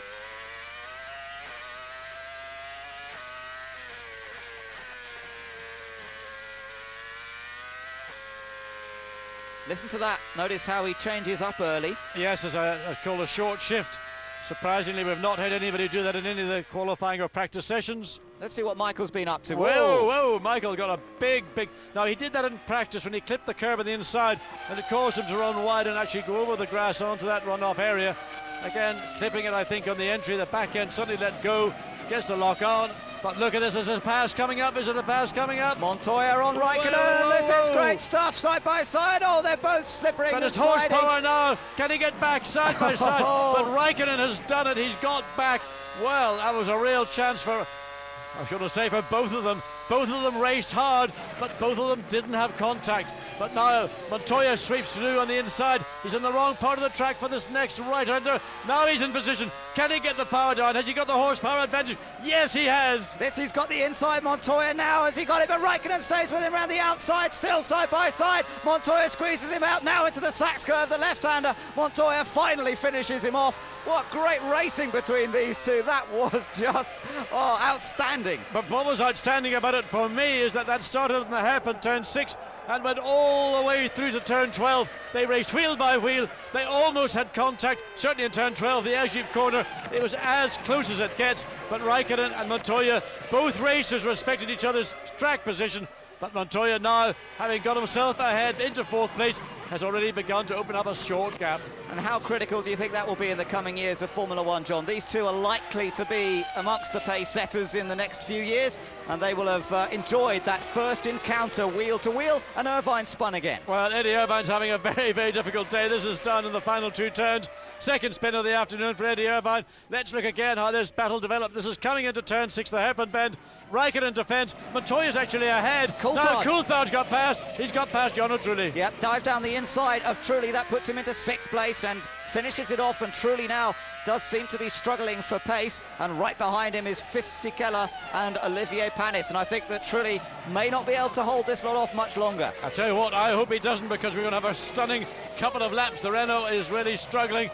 Giancarlo Fisichella now has got a clear run. Flavio Briatore's face looking at the thing saying, this is not our day. Button is still running. He's down in 18th place, but Jarno Trulli, the one under pressure. He's gone wide. Fisichella's made a mistake and Panis has got him. And watch Massa. He's also going to try and take advantage of the mistake from the young Italian. He made an error just coming through the Egypt curve, ran wide. That was enough for Villeneuve. Thank you very much, Panis, for Olivier Panis. Job done. I'm through. So Olivier Panis, the Frenchman who's really been driving well this weekend. Look at these three. Massa's got alongside Fisichella. How did he manage that? He's got dirty tyres. Fisichella's tyres got choked up with all the dust and dirt by going offline. It's going to take him maybe 3 or 4 corners to clean it up, but Massa maybe on a lighter fuel load. And now Panis having a go, looking to find a way past Jarno Trulli. Trulli in 7th, Panis in 8th. Well, Massa is certainly an exciting racer, isn't he? He's prepared to have a go anywhere, and that wasn't a normal overtaking place, but he still got through. Here comes Panis on Trulli, trying to go for the inside into the hairpin again. Honda horsepower clearly is back in Formula One. There you've seen it. Renault had no response. Trulli said, I know when I'm beaten, I'm not going to defend it because he's just that much quicker than I am. He can't do much at all, and Massa will be the next one to have a go, and you can bet he will have a go. The young Brazilian, there he is, ahead of the yellow Jordan of Fisichella, with Heidfeld in the second Sauber just back, and it certainly looks as though Fisichella's beginning to slide around. We're riding on board with the second place man now, Ralf Schumacher, a 1:18.1 last time around, same time virtually as Barrichello behind him. Not much different to Michael Schumacher ahead of him, and Montoya, who's now got into some clear air, is lapping just a fraction slower than the leaders. He's just on a 1:18.3. Yeah, but you contrast what Raikkonen's doing now, running in a 1:20.018. So Montoya's pace has dramatically risen, where Raikkonen's has dropped back. So that battle that we were watching for fourth place with Raikkonen and Montoya, once Montoya got through, then he's up and running. Yeah, Massa having a little bit of a look there at getting past Jarno Trulli. Watch out for the yellow and green helmets in the Sauber, bobbing around as he moves and jostles for position here, turning through turns 2 and 3. Now, it's along this next stretch where he will likely have a go. Watch her go. This is Nick Heidfeld's view, looking forward to Fisichella. What we want to see is Felipe Massa. Is he going to slide down the inside? Yes, he does. Gets along, not quite alongside. He's going to force it. Oh, he didn't. Fisichella almost overruns Massa. Now Nick Heidfeld gets a chance, and Jacques Villeneuve. What has happened there? I'm just wondering where... well, that's okay, yes. So we've got Villeneuve joining into that battle. 12th, Sato is 13th, so he's joining the back of that You think queue. there's Olivier Panis? He's gone his way. There he is now going through turn 12. Yes, indeed, Panis well ahead of this battle. It's pulled away very quickly, hasn't he, from this group? And Massa now trying to find a way past the Renault that is bottling everybody up. And what's interesting to watch, we don't see it, but we will do at some point, Olivier Panis is pulling away so quickly from Trulli. He's almost catching up to Coulthard. He's 2.4 seconds behind, and David better watch out.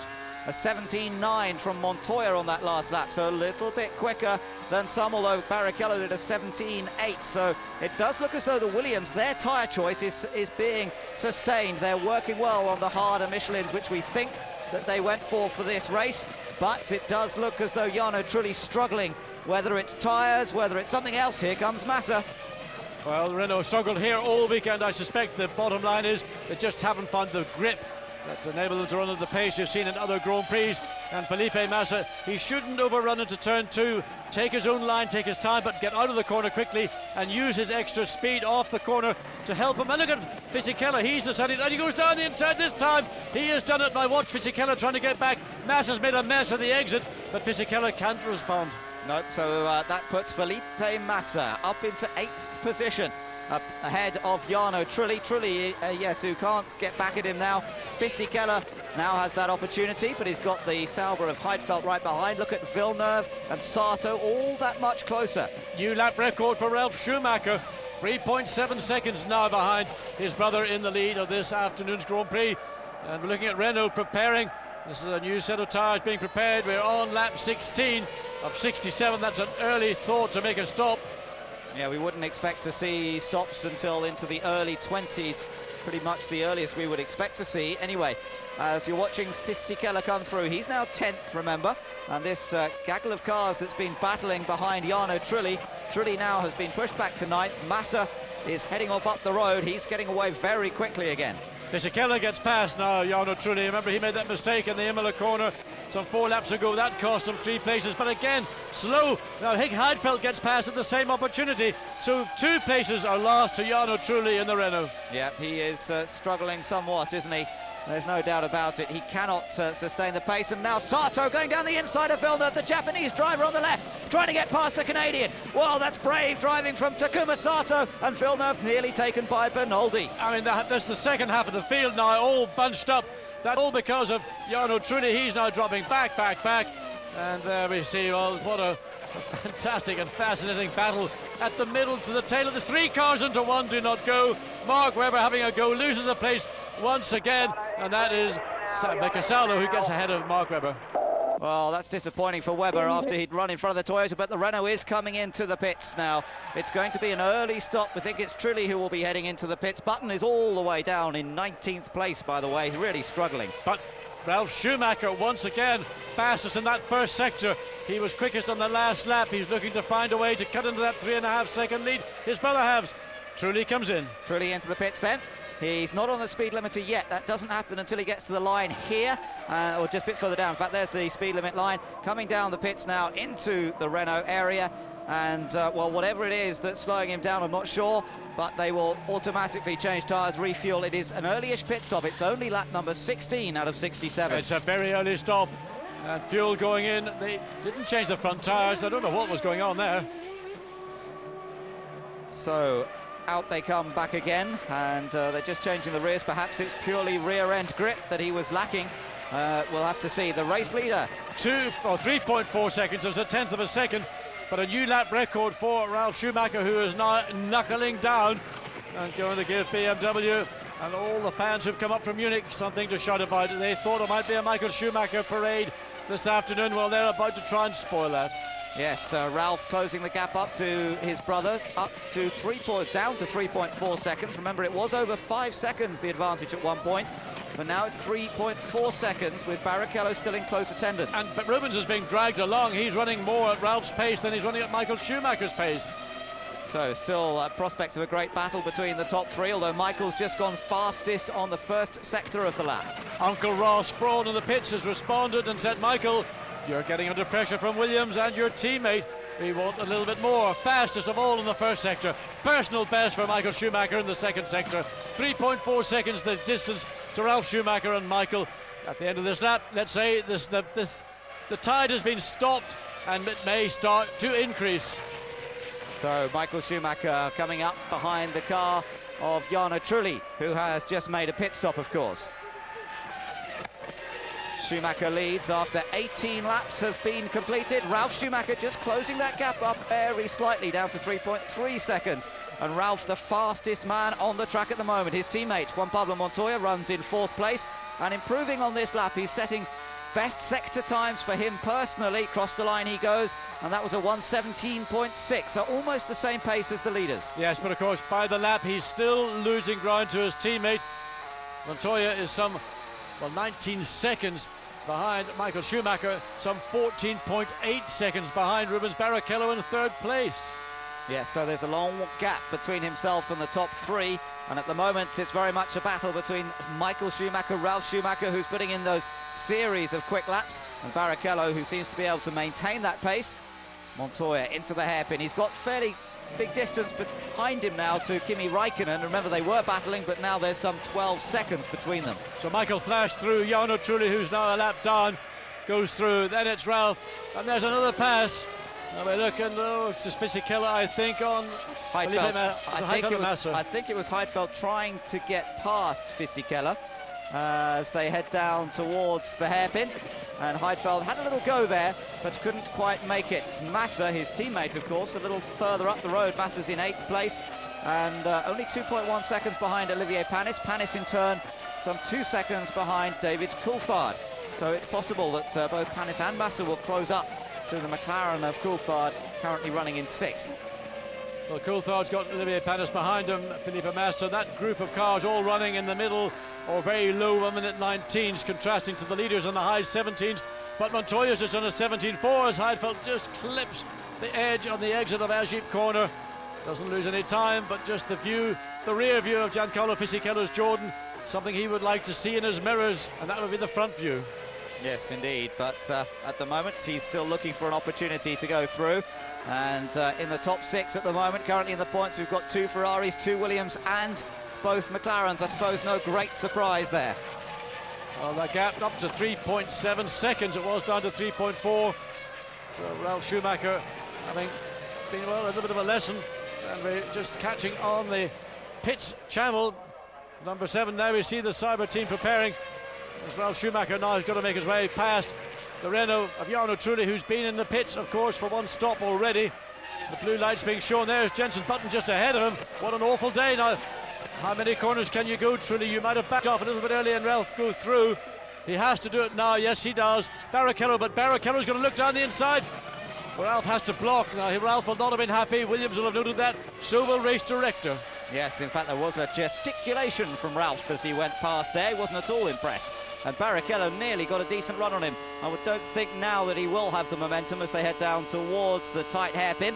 And you're looking back from Ralf Schumacher's car. Barrichello just moves over to say, I'm still here, you know. But it wasn't a true attempt to overtake. And Ralph holds second behind brother Michael, some 4.3 seconds away. It's always good to do that, to put your car into the mirror of the car that you're attacking or trying to pass. You want to get the other driver beginning to look sideways to see where you are you going to do it. Felipe Massa, the first of the Sabres, into the pits. This is lap 20. Trying to understand what he's saying. It's not that easy. I think it's only about brakes, I'm not sure.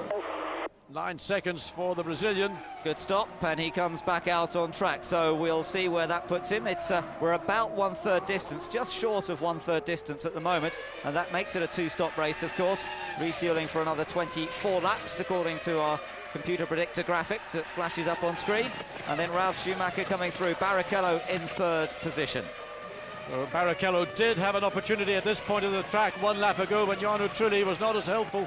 So 2nd place, Ralf Schumacher again. Now Barrichello closes up on the entry, but the Williams BMW able just to get that little bit of traction down that much sooner. Not that the traction's any better, it's just he's able to get on the throttle earlier because of his track position. So there's not a lot that Rubens can do at this stage. He just has to shadow the Williams BMW, perhaps look for any potential mistake. Let's take a look at a replay of them trying to get past Trulli and watch for the wave coming here, the signal. Yes, well, that was pretty clear. I love you too. So Ralf Schumacher feeling, and quite rightly too, that Trulli should have certainly let Ralf Schumacher through before turn 1. There's this battle with Enrique Bernoldi and Alan McNish. So that's the tail end of that battle that we've been enjoying with Fisichella, Heidfeld, Massa. I was just wondering where Salo was, but it's because he's come in the pits, yes. So that's why we see Mark Webber next on the road behind McNish. His teammate Mika Salo has just come into the pits for his first pit stop.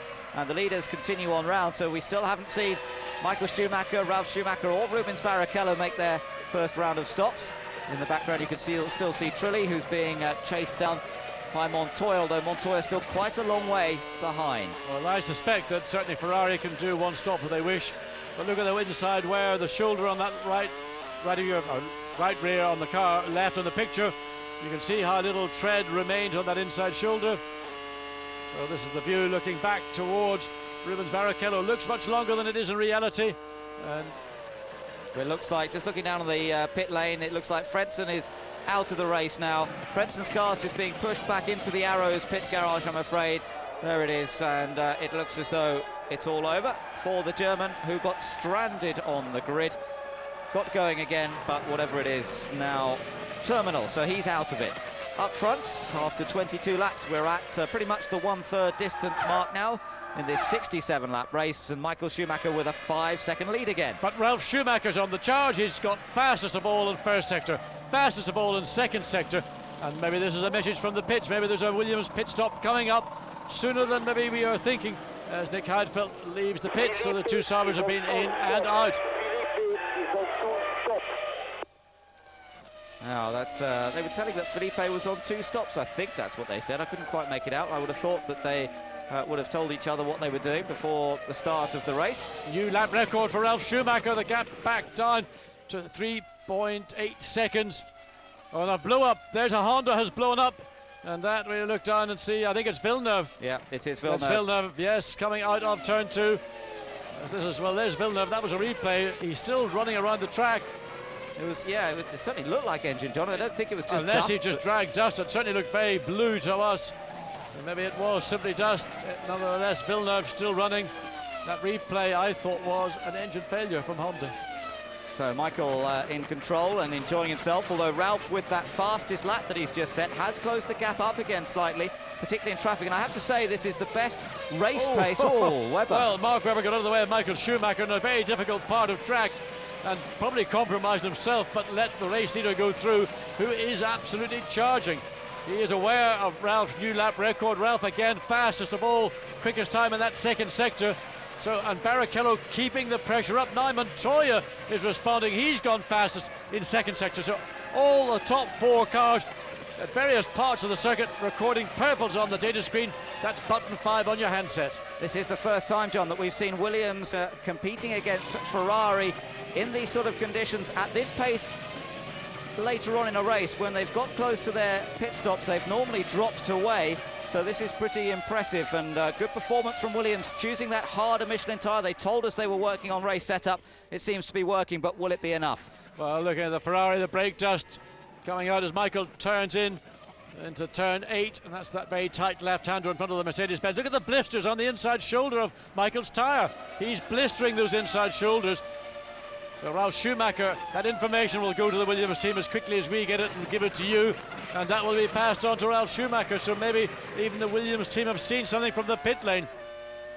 Oh, we've got problems for Mark Webber, I have to report. We saw him dive out of the way a moment ago, and McNish in trouble as well. So Webber's just got out of the car in the pit lane, and McNish... Hydraulic pressure, Alan.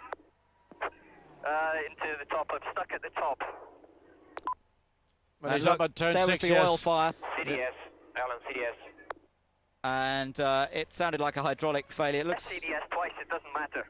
Getting out. I think they're trying to get him into neutral, but he's feeling uncomfortable where the car is. That's at turn 6 of the hairpin bend. Bernoldi in the pits. Frenson's retirement was due to hydraulics, we understand. Villeneuve comes out. He's still all so right. whatever that problem was, I mean, we thought it was an engine failure. It had all the makings of it, but it must just have been the dust that was kicked up and just the way the light picked up through it, and no problem for Jacques Villeneuve. Returns to the track. So Jacques is on track once more. Bernoldi still behind him in the sole remaining arrows in this race after we've lost Frenson, of course. Montoya, a slow lap last time around from Juan Pablo. There it is. There's McNish's car now off track, and that smouldering Toyota V10 engine is getting a bit of charcoal. Look at it. You can see the dust, the fire extinguisher powder being poured. As a Renault is pulled off, and that's Jenson Button, and that's just on the long parabolica. P0, please. Bad luck. Well, he's been struggling all afternoon. The car surely had a problem. We're still in P2. I don't know what it is. He just cut out on the straight. No drive. And he's reported it just cut out. So that's it, all over for Jenson Button after what has proved to be a very difficult afternoon. But for Michael Schumacher, everything's going well at the moment. But Ralph isn't giving up. The gap is 3.1 seconds.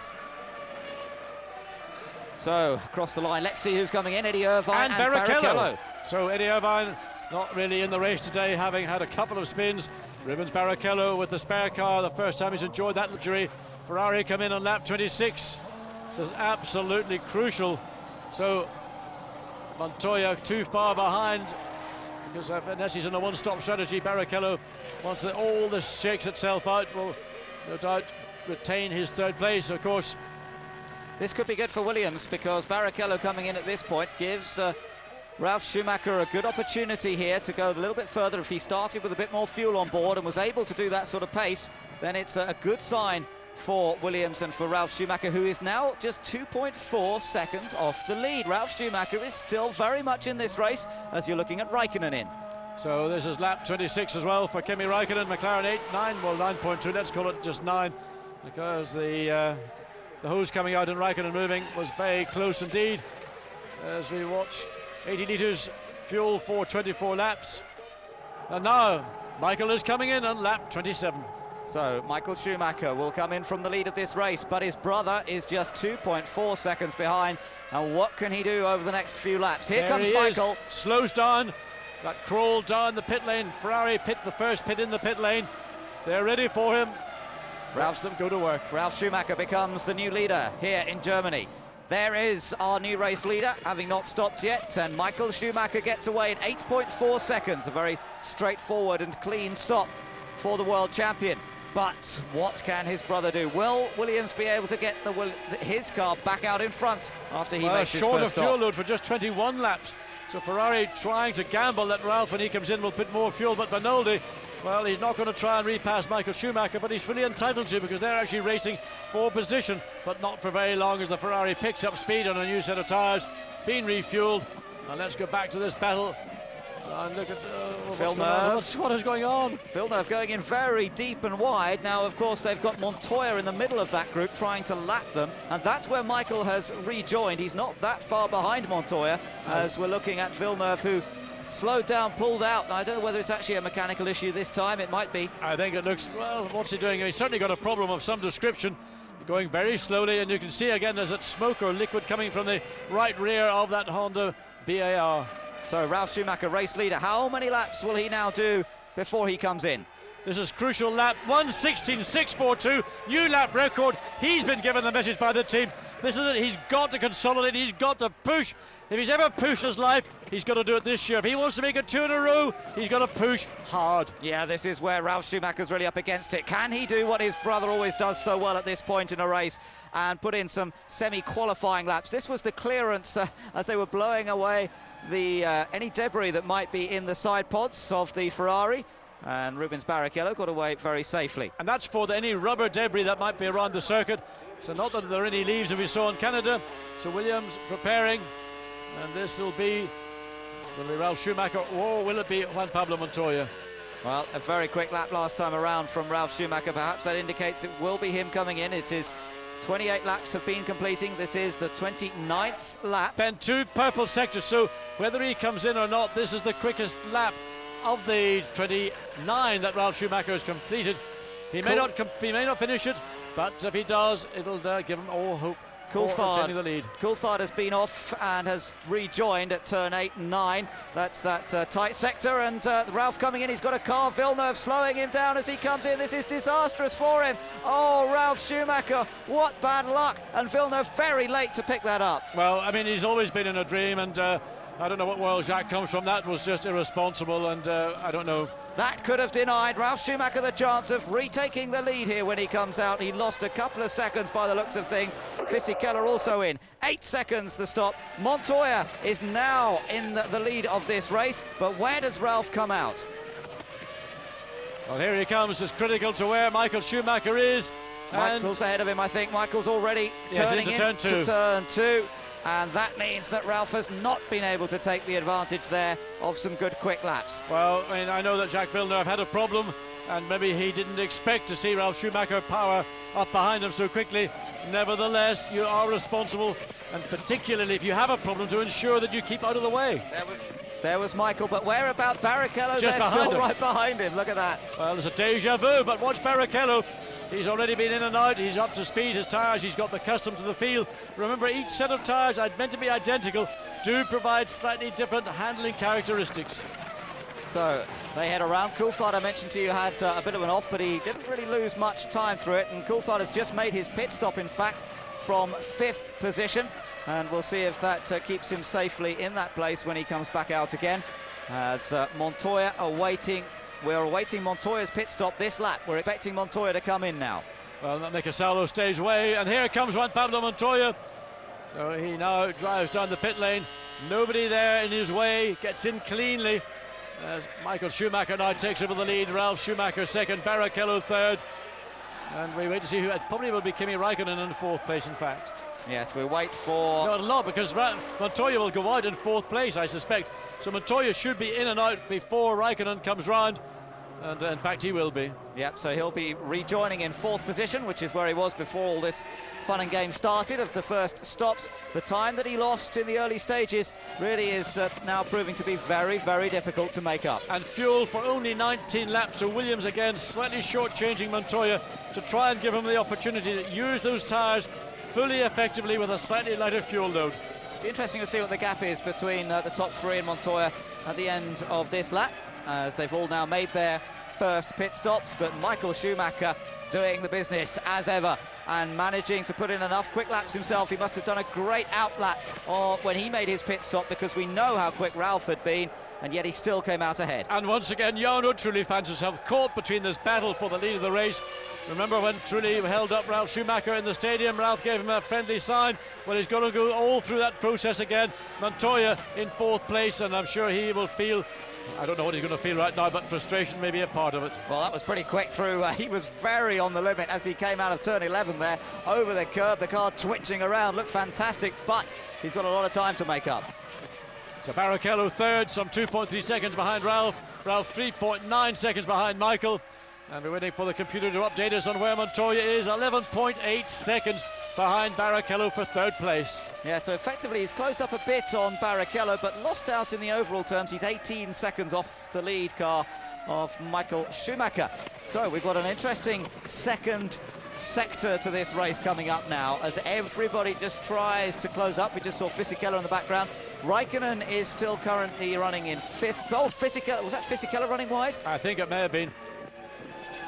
That was a battle with Fisichella and Sarlo at the hairpin, and I think Fisichella went wide. Well, there is Jacques Villeneuve, the back of the gearbox area behind the engine, and clearly, finally made it back to the pits, much to the disappointment of Ralf Schumacher. And we think also Fisichella had a problem when he was in the pit lanes. We think he may have actually stalled as he was about to leave pits, so that's the reason why he's now back behind Mika Salo, but probably more critically for Fisichella behind his own teammate, Sato, running cleanly and happily, all by himself in 10th place. Just saw the Saubers go through the shot. It's still Massa ahead of Heidfeld after their pit stops, but they're running down in 8th and 9th places. Well, Juan Pablo Montoya on his first flying lap is en route to do another quick lap, fastest of all in Sector 2. 10.6 seconds, he's taken 1.2 seconds out of the advantage of Rubens Barrichello. Now that's a bunch of time. It'll not happen every lap, but no doubt it'll throw a collie wobble or two into Rubens Barrichello. Yes, he'll be a little bit nervous about that. Ralf Schumacher makes his way down into the hairpin, passing Jarno Trulli, and this time there's no problem between them. He gets through cleanly. And I think Ralph was slightly apprehensive. He didn't force it, he didn't put him under pressure. He assumed that Trulli was aware. Trulli stayed well to the left. Ralph gets through, no time lost, and that's how it should be done. Michael Schumacher ticking off the laps here, 17.7 last time around. 32 laps have been completed. We're approaching the half-distance mark, and Rubens Barrichello still third place for him, but he is some 2.8 seconds behind Ralf Schumacher. Yes, coming out there on lap 33 of 67, so it is almost, you should say, half distance, and the battle for the lead between Michael Schumacher, Ralf Schumacher, Barrichello and Montoya has been a battle of wits as much as a battle in the pit lanes. This man, Schumacher Ralph, lost out because of Jacques Villeneuve not being aware enough of what was happening in the pit lane, and Barrichello also charging, trying to run down the 3.3 seconds he is behind Ralf Schumacher. Montoya once again 1:16.693.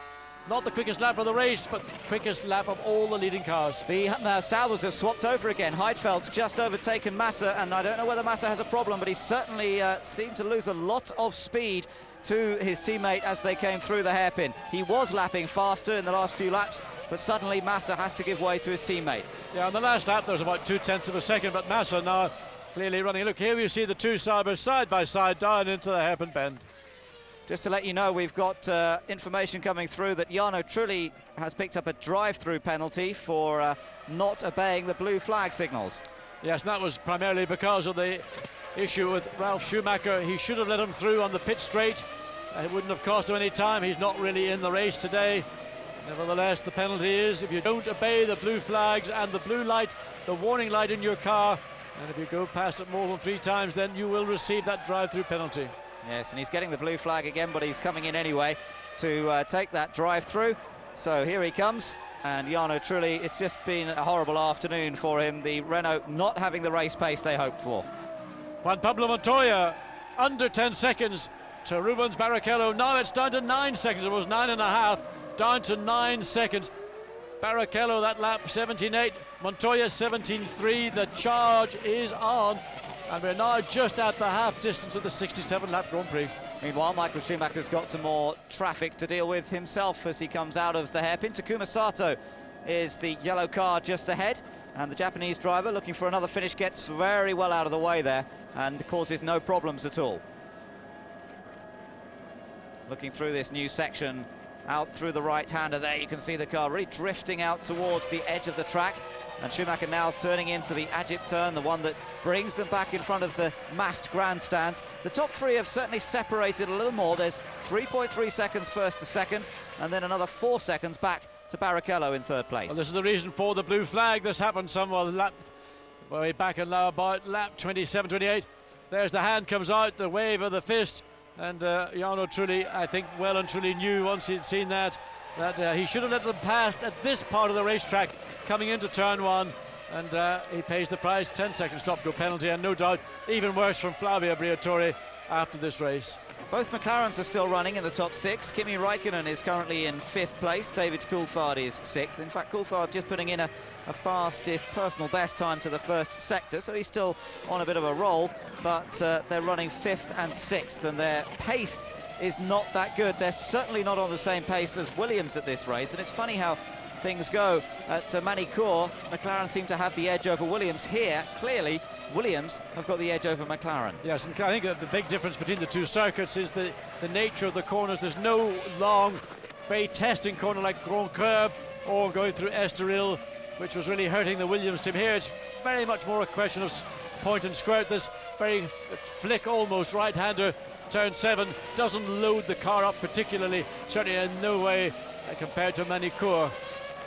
Felipe Massa still running, and there we are with David Coulthard, currently running 6th, as I say, an 18.2 on that last lap, so it's not too bad, but comparing to a 17.4 for the leaders. But he's closing up to Kimi Räikkönen, the gap by the lap. He's a second a lap faster that last lap.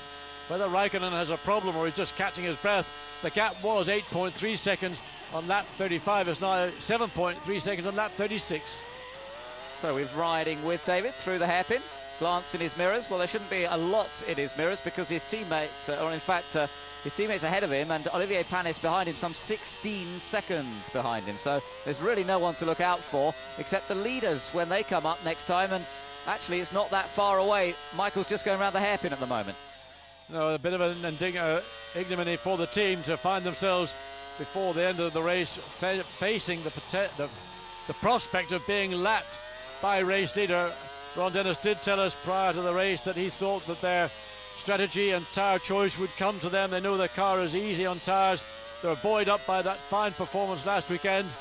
Well, this weekend, not so the case, but they've still got 31 laps remaining of this 67-lap Grand Prix, and that's not played out too early. The computer prediction just showing us there that he is closing on his teammate Räikkönen. 6.5 seconds the gap between the two of them now, and Coulthard definitely catching up to his teammate. Well, Räikkönen's running in the 119s. In fact, the last lap, 119.4, was 2/10 slower than his previous lap, and that gap between... Räikkönen's got a puncture, I believe, left rear it is. That's the reason why Kimi Räikkönen was losing time. The left rear, he's picked up something, no doubt, in the tyre eventually. Has just said, I've had enough, and cried, and that's what you see. Look at it, look, watch that left rear, and it already has gone down. Well, that was somehow or other he'd picked up a puncture. The tyre eventually loses the pressure, it superheats, and eventually it just says enough. So, huge disappointment for Kimi Räikkönen and his chances of maintaining that 5th place. No, and that's a big great lock-up, shame. and that's it there. Well, that's the tyre, in fact, rather than the lock-up. Down at the hairpin bend. They do look very worn, those rear tyres, John. If you wore that one, look at the one on the other side. Take it easy, Kimi. All you're going to do is tear the rear of the car and the suspension apart. He's got to stay out of the way as race leader comes through. Look at the bits of rubber. 3 wheels on my wagon, and it's all over the place. Into the gravel he goes. He's got nothing he can do about it at all. No grip on that side of the car. The yellows come out. Good aerodynamics for the aerodynamicist. Got a good idea of how the underbody and the diffuser on the McLaren works. Replay that one a few times, guys. You might learn something. He's got a left-hander coming up. At least he might be able to make it round there. But the two corners coming back into the pits are going to be hard work because they're two right-handers. Here was the moment where the tyre really started to shred. Watch for the bits of rubber here. They started flying off big time. There we go. Oh, and Trulli's out. Well, what has Jarno Trulli done? And that, we're looking to see that's down in the Sachs curve, in fact, and just putting Jarno Trulli out of his misery. Has been an unhappy afternoon for the Italian, and off at the Sachs curve. Looks a fairly unforced issue. So just parks the car gently into that tyre barrier, jumps out. There we see Räikkönen gets back into the pits. Difficult to get the jack under that rear. Brand new set of tyres go on. Fuel goes in. Changes the strategy for the McLaren. Well, you have to check that left. That left rear still being checked to make sure there's no damage to any of those suspension components. It's critical. Now, if Kimi came in too quick, well, he's out of the pits. They had to have a look and make sure there was no damage. When a tyre flails around like that, it's literally like a scythe and can take out the carbon fibre components in the suspension quicker than you could say Kimi Räikkönen. Well, there was certainly not a lot of tread left on the other rear tyre. And Coulthard has just gone by and put a lap on his teammate. Yes, indeed. So that drops him out of the top 6. It brings Olivier Panis up into 6th position now. And the BAR Honda driver will be pleased about that. He is some 18 seconds behind Coulthard. Now, what else is big? This was Trulli when he went off. Oh, he just locked it up. He just locked it up. I mean, that's a bit fundamental and rather sad because Trulli's better than that.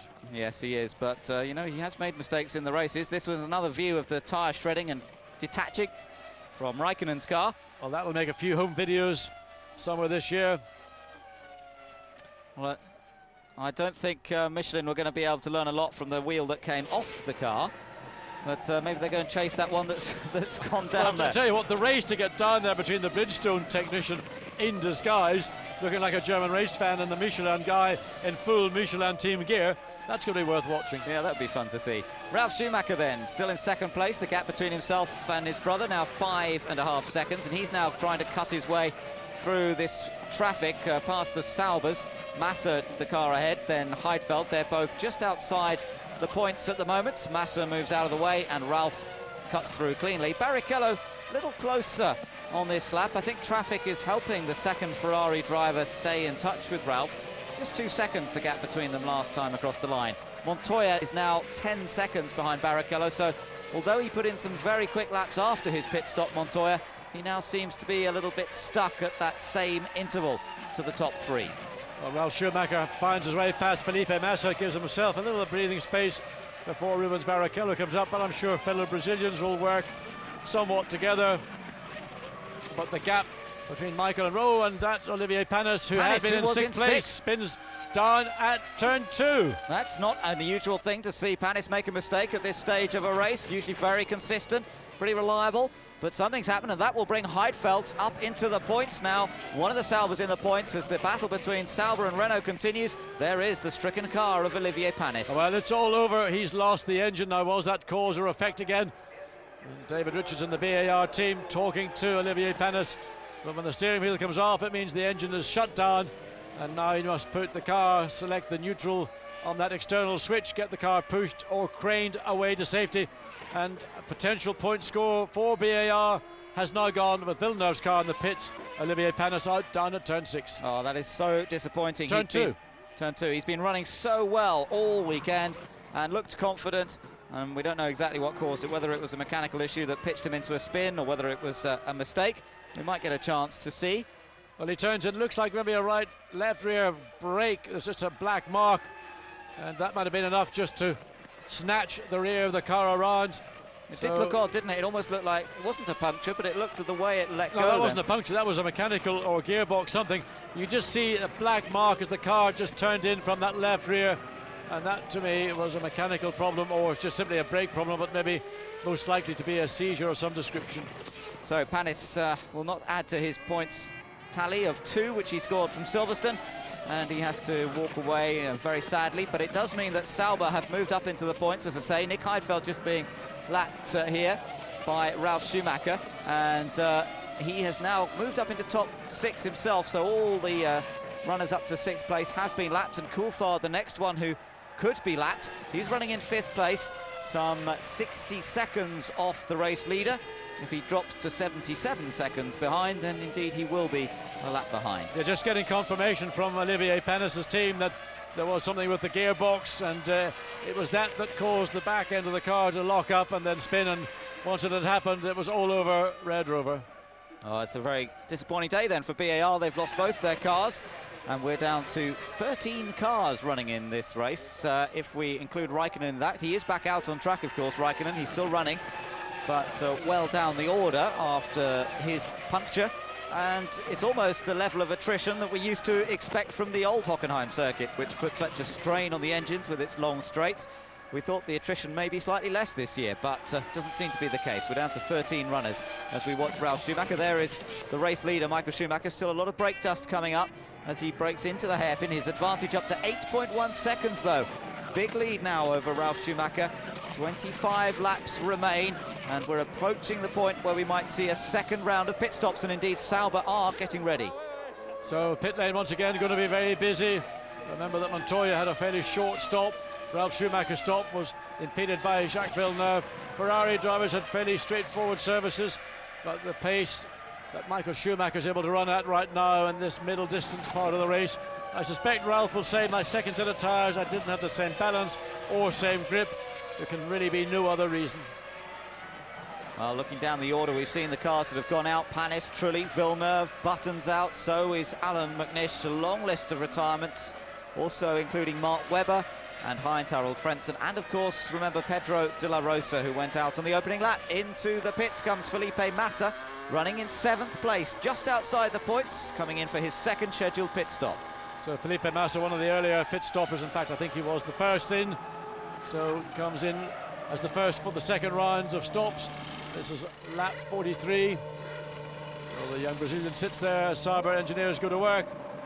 Fuel hose still attached, clock ticks away, 9.4 seconds. And away he goes down the pit lane. Yep, he gets away cleanly, looking to get both Saubers into the points if they can. At the moment, Heidfeld in 6th place. Back on track then, Felipe Massa. We're looking at the view from over the rear wing of the Brazilians' Sauber. Both Saubers still running well here, and almost a home race for them. Well, it's about as close to Switzerland as they're going to get, and they're both running reliably at the moment. Nick Heidfeld in that point-scoring position. Felipe Massa with a bit of space around him. This is a replay of Kimi Räikkönen. Now he is back out on track with the new tyres on. What else has been happening, well, I wonder? Just check around the bodywork and see if any of those bodywork parts have been attacked. There you can see the rubber build-up and maybe a little bit of damage to the left rear of that bodywork. That's the result of the tyre that shredded, flailing around, and it didn't get the suspension, but it did get the bodywork. Michael Schumacher, new lap record once again, extending his advantage over brother Ralph to 8.9 seconds, and it is remorseless. It is. It looked like Williams had an answer for Ferrari in their first sector of the race, but this middle sector has really seen Michael Schumacher manage to pull away, and the advantage up to nearly 9 seconds over Ralf Schumacher. Barrichello still 3rd though, so Williams still in a battle to hold on to 2nd place, and the question is, will Ferrari manage a 1-2 here in Germany, or will Ralf Schumacher prevent that with his Williams BMW? Montoya still running in 4th, remember, but he's some 10 seconds behind Barrichello. And then there's a huge 42-second gap all the way back to David Coulthard running in 5th, and McLaren, who again is a further 27 seconds ahead of Heidfeld in the Sauber. Down through the field from Barrichello, Coulthard, Heidfeld, Fisichella and Felipe Massa, they're all producing fastest first sector laps, quite deep into their second run on second set of tyres. Barrichello does it in the second sector as well, 2.6 seconds behind. He's getting a message that due to imminent pit stops, get up as close as you can to Ralf Schumacher, because when he comes in you'll have clear air, and we want you to maximise Nick Heidfeld in the pit lane. Yeah, Heidfeld comes in. Now can Sauber service him efficiently, get him back out safely and maintain his 6th position. Sauber have been in the points at Hockenheim before. For Salo, he in 2000. Takuma Sato has come in behind, so the Jordan and the Sauber fighting. There were 6.9 seconds on the last lap. There you see Sato pulls into the Jordan pits as Nick Heidfeld leaves it, so that 6.9 seconds we keep an eye on. Jordan, because they're further down the pit lane than the Sauber team, they're one pit further down. Heidfeld's out. Takuma Sato makes his way now as well, and Sato scenting the possibility of scoring a World Championship point. Yeah, that would be his first, of course. He's not scored any points so far this season, and he's running in 7th place at the moment, now that we've seen some pit stops, but that will drop him back down because Massa has made his 2nd stop, and Massa is back out in front of the Japanese driver as we look through and see Fisichella also heading round, waiting for him to make his Ferrari, 2nd stop. Was this Michael or is this Rubens Barrichello? It will all depend on position on track, but equally importantly, where would he go back in? As we see, and now there you are, blue flags, Kimi Räikkönen, get out of the way, Kimi. If you don't, you will be in trouble. Rubens Barrichello, he's the first Ferrari in, so get him in, get those Bridgestone tyres on. I wonder what Kimi Räikkönen is doing. Is he going to fall foul of the same rule? They got a problem with the fuel rig, John. Oh, disaster for Barrichello. This in the battle for 2nd. It doesn't look like Ferrari are going to take a 1-2 because they did not get the fuel going in and they had to rush back get it back on, plugged in and away now. Hopefully Rubens will be able to go. It always happens to Rubens. 21.2 seconds, and that's going to put him into the zone of Juan Pablo Montoya. Into the pits also, Giancarlo Fisichella, as he had moved up to 6th with other people making pit stops. Bernoldi also in the pits at the moment, and they're the tyres as we await for Michael Schumacher to make his pit stop. So Rubens goes back out, and he will be wondering, what have I done? What have I done to deserve this? I worked tirelessly for Ferrari, and whenever something goes wrong, it goes wrong for me. Michael Schumacher in the pit lane. So he comes in with a 9.6 second advantage over Ralf Schumacher. That's a good, comfortable distance, so he can afford to just take his time a little bit. But, you know, the fuel rig, let's see whether there's a problem for Michael Schumacher or that support rig that is in the pit lane. No problem whatsoever from what we have seen. Fuel rig, 8.5 seconds. Juan Pablo Montoya comes through the final 2 turns onto pit straight. Will he get out of turn 1 and be ahead of Michael Schumacher? Well, there's Schumacher. It's going to be close, but I think Michael will do it. Yep, and Montoya still to make his second stop, comes flying through turn 1. He will be pretty close to the Ferrari as they get onto the brakes into turn 2. But now I think the Ferrari will be able to stretch out an advantage once again. There's the view back to Montoya. But remember, Montoya still will lose a good deal of time when he makes his second stop. For the moment, Ralf Schumacher is the race leader. And amazingly, even with fuel on board, okay, a new set of tyres, and Williams now preparing for Ralf Schumacher or Juan Pablo Montoya. I suspect it might be Montoya because he had a short change fuel, but Montoya took a very small amount of fuel from memory. I don't know whether they can let him stay out or not. Yes, he may have started a little heavier as well, but let's wait and see. We would expect Ralf to be coming in earlier, and this is our opportunity. Let's wait and see. We would expect Ralf to be coming in earlier, and this is our opportunity. Coming through the last 2 right-handers. Is he tightening the line? Yes, he is. He heads back into the pit lane. Ralf Schumacher comes in. It is going on to lap number 48. Where's Jacques Villeneuve? He's not there. Not this time, thankfully, for Ralf. But that really would have hurt him last time. And Michael Schumacher will retake the lead. He'll be coming over the start-finish line in a few moments. Just fuel, no tyres. Yeah, that's an interesting one. Just refueling. There goes Michael. Ralf does get going. Montoya comes across the line as well, of course, having not made his stop. And look for the background. Ralf will just be rejoining in the background. There he is now. He was right at the far end of the pit lane. Interesting that Michelin and Williams did not opt to change those tyres. Ralf must be happy with the balance after all. I speculated maybe he wasn't so happy because he dropped back from Michael Schumacher, but there he is, back out, refueled, no new tyres. Well, what he does have is a big gap over Rubens Barrichello. Remember how close they've been all race? Well, now Barrichello's only just turning into turn 2. As Ralf went too early. That was interesting. Well, what were they doing? I don't know why. The fueler was well out of the way, but the lollipop man said, no, no, no, wait. And indeed, it was Ralf who was looking. He was looking in his mirror at the fuel, at the refueling rig. He wasn't looking at the lollipop man. So as soon as he saw the rig out, he let the clutch go and off he went. But as you say, the lollipop man hadn't lifted it. So not quite what he was waiting for. Montoya now we're expecting to be coming in on this lap. And look at the rubber in the track. You can see how much the track has changed. This was completely resurfaced. The grip building up all the time, but he dives into the pit lane. And this time he'll probably take on board a little bit more than we saw going into Ralf Schumacher because of that slight short changing of fuel on his first stop. So heading down into the Williams pit area. Brings it to a halt. Now changing tyres on this car, I think they are. Yes, they are. Rears, well, certainly front's going on. And that's interesting. Ralf did not have a change of tyres. Montoya does. Barrichello comes through, but look, there's the situation. Montoya, where's Barrichello? There you just see him. So he's coming out ahead of Barrichello. Barrichello lost out massively because of that refueling rig problem. That's the crucial battle, yes, indeed. Montoya now moves up into 3rd position, effectively, and Barrichello finds himself back in 4th place. So Ferrari's hopes of a 1-2 are right out of the window, and Williams now have a good opportunity to score well. And remember, Ferrari still haven't wrapped up the constructors' battle. This will keep it going for a bit longer. And this is the problem with the refueling rig for Rubens Barrichello. And then eventually, well, what's going on? No, the fuel hasn't gone in. They go back in. Oh, disaster. So David Coulthard in and out for the 2nd time this afternoon. And this has been a disappointing Grand Prix for McLaren. Away he goes, but Coulthard, most he can hope for is 5th place. Eddie Irvine still running in the Jaguar, 13th position at the moment, and we've got a blow-up. That's Enrique Bernoldi who is out. Somebody else has run wide. Felipe Massa, we think, has gone onto the grass. And that was coming out of the... there's the remains, the smoky remains of Bernoldi's, Cosworth engine arrows. And just cutting very quickly back to see the incident coming out of that as-jeep turn. Felipe Massa did manage to make it onto the grass, onto the, well, more the gravel.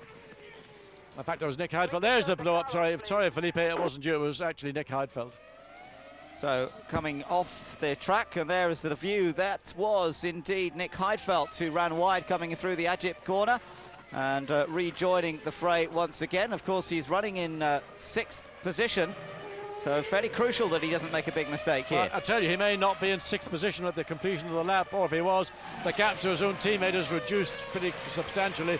He would have lost 3 to 5 seconds with that little expedition into the gravel and the grass. Yes, and indeed Massa is closer to him, but Heidfeld still has the advantage in 6th. Now Irvine's still going, which is now 12th position after we've lost the car of Bernoldi from this race. 12 runners, I'm afraid. That's all we have still going, and we've still got some 16 laps to go, as you can see from the lap counter at the top of the screen. 16 laps remaining in the German Grand Prix.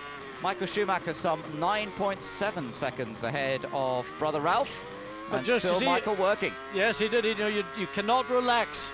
Michael's still pushing. He's just got under a 10-second advantage over his brother, but there through turn 2 you could see that suddenly the back end just snapped away. So he's now running in the 118s, the 1 low 18s, Ralph in the high 117s. Montoya is the man, of anyone, on the charge, running of 17.0, but of course 22 seconds behind Michael, 13 seconds behind Ralph, and we have now on lap 51, we've got 16 laps of this Grand Prix remaining. Yes, he's only about 6 or 7 seconds behind Coulthard now in terms of lapping the McLaren, so that's a great disappointment after they had a possible victory last time out, beating this man Michael Schumacher with Kimi Raikkonen and Manny Cour, and of course Coulthard was 3rd. A fantastic day in France for the McLaren team, but it's not that way at all here. Raikkonen suffering a blowout. He is still running, but he's down in 11th. And David Coulthard just not really able to drag much performance out of his car. He's in 5th. Interesting, Michael again short shifting. We saw that early in the race from others. He's doing the same thing, just maintaining a comfortable rhythm around the 1:18.0. Not being challenged particularly, though. The team will tell him that Ralph did take 0.4 of a second. In fact, it was 0.3 of a second at the end of lap 52. So Ralph Schumacher getting the hurry up from the Williams team.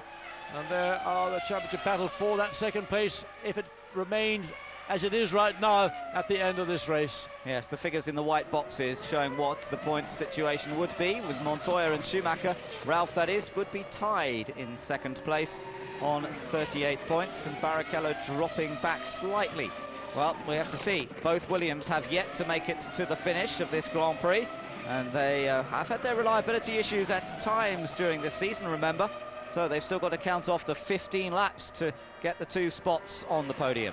Well, for all those fans of Sauber, you've got their 2 drivers, Heidfeld and Massa, fighting away like a pair of ferrets in a bag. Just under 2 seconds between the two. Of course, Massa being helped by Heidfeld's off as they came into the stadium. So Felipe Massa battling away for that last point. Heidfeld 6th, Felipe Massa 7th. Yes, that's going to be a tussle to the end of the Grand Prix, although Peter Sauber will be very strict that they don't actually take one another off. That would be a complete disaster, as all the points are so crucial at this stage of the season. Irvine gamely continuing with the Jaguar. There is Ralf Schumacher in 2nd place. There's still that gap, much the same between Michael and Ralf. It's 9.4 seconds as they cross the line this time. Let's just ride on board with Ralf for a moment. Well, around turn 6.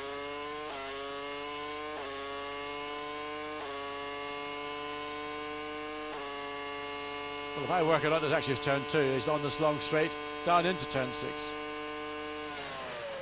Look at the way under braking, how his head and his neck just sort of compress. You really see that so clearly. That's why you don't have the traditional Sunday meat and 2 veg before you get into a Grand Prix car. You just need to be very careful about diet, hydration in a race like this with the high ambient temperatures, high track temperatures. Make sure you take plenty of liquids on board in the form of food and natural liquids, and all the hard work over the winter time, the preparation a driver goes through, this is when it pays dividends.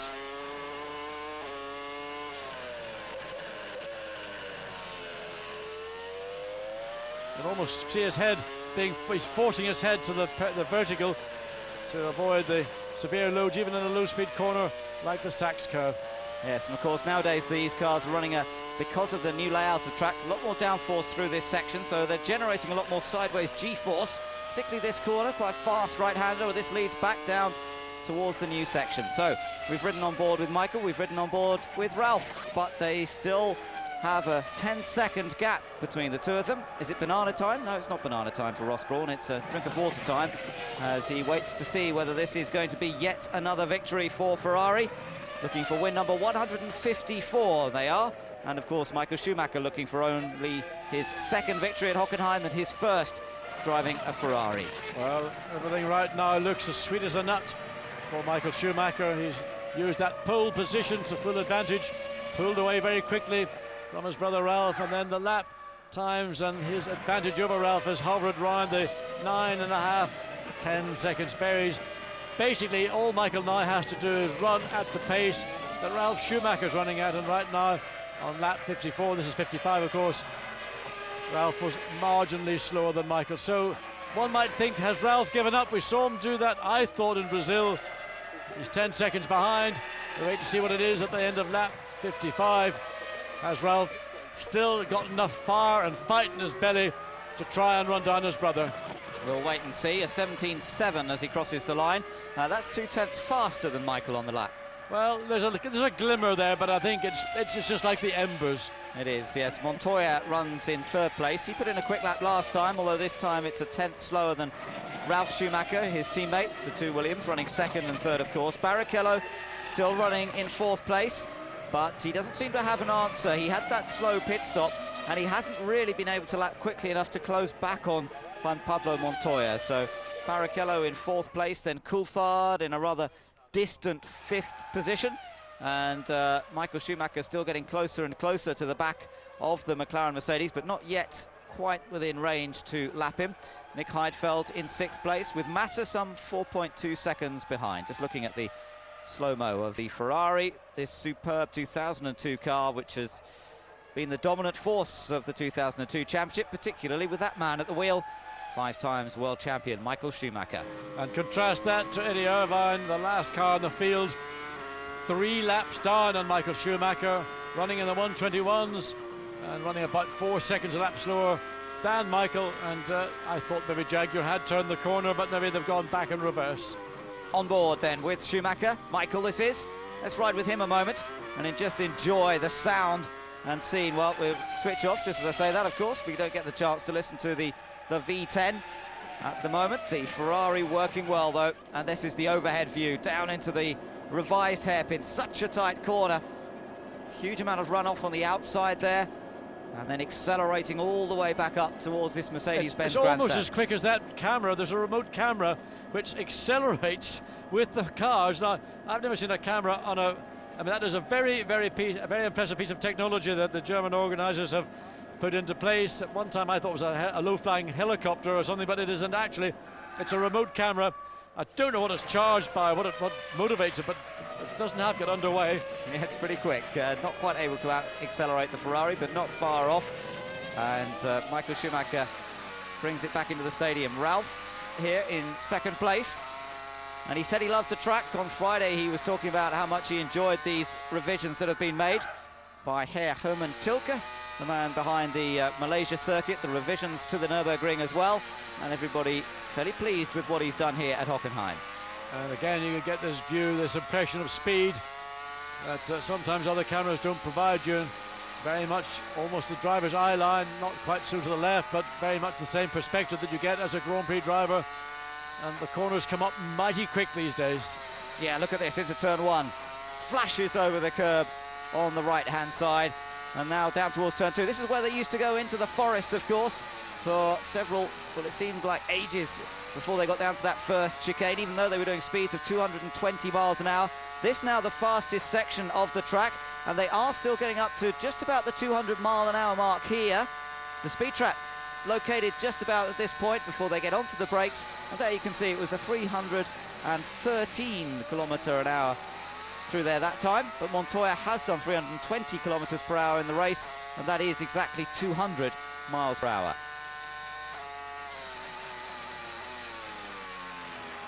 Now listen to it through the next section. Feathers the throttle and then back hard on it.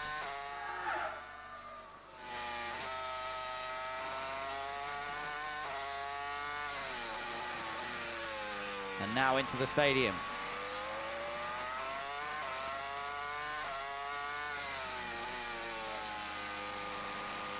Beautiful sound of the crisp gear changes, those automatic gear changes. They can be done manually by the driver from the paddles behind the steering wheel, but they can also just be set automatically to change up and down at the various points around the track. And very crisp, very fast. It's amazing how quickly these systems change gear.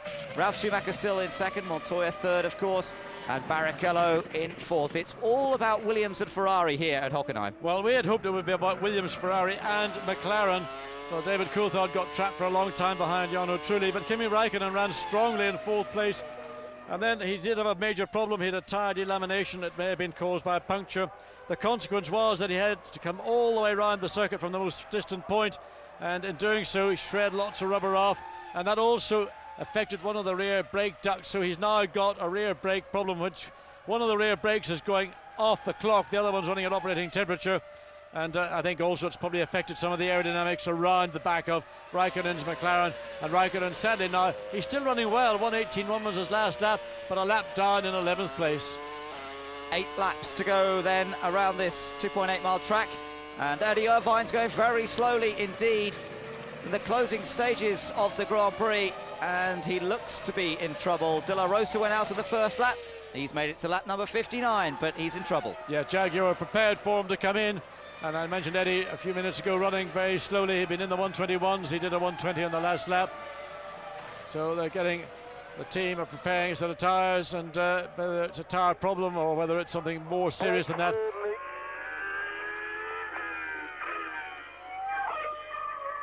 And Eddie just does everything possible to get out of the way, which of course is what you should do.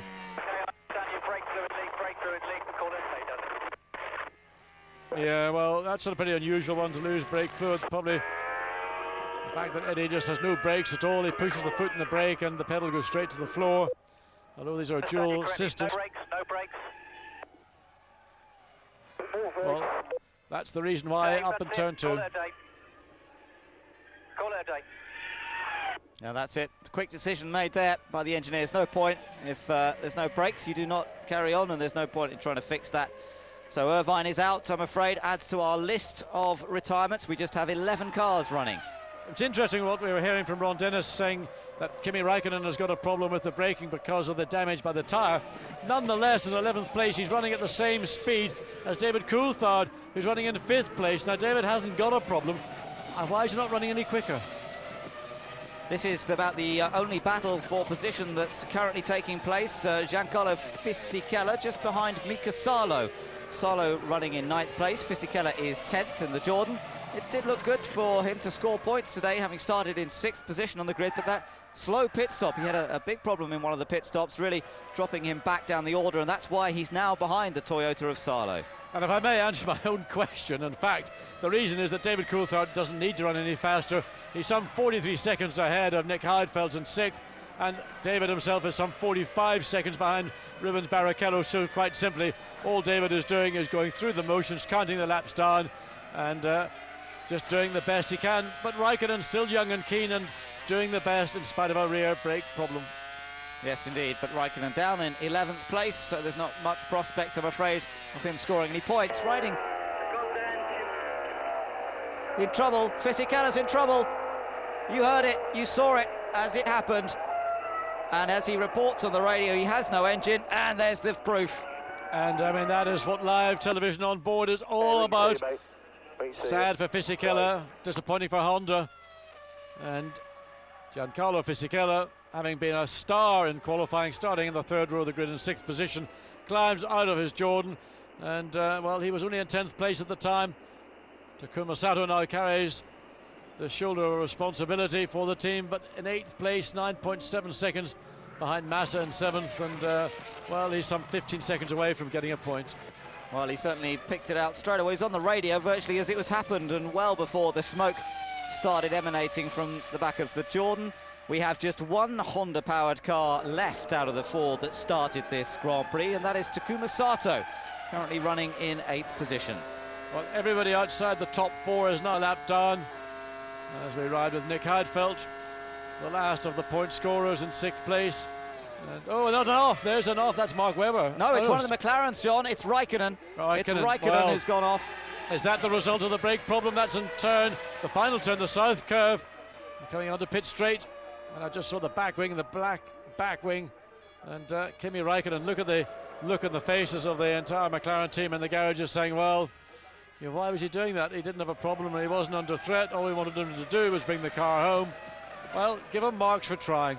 Yeah, and of course, this just shows how Grand Prix racing can lift you so high one week.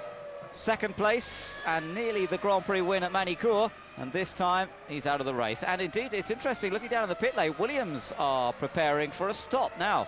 I wonder what that's all about. Well, there we see Kimi well and truly backwards before he gets to the Sud curve. And that barrier very close to the edge of the track. Claimed Rubens Barrichello, and well, not many serious damage to the car.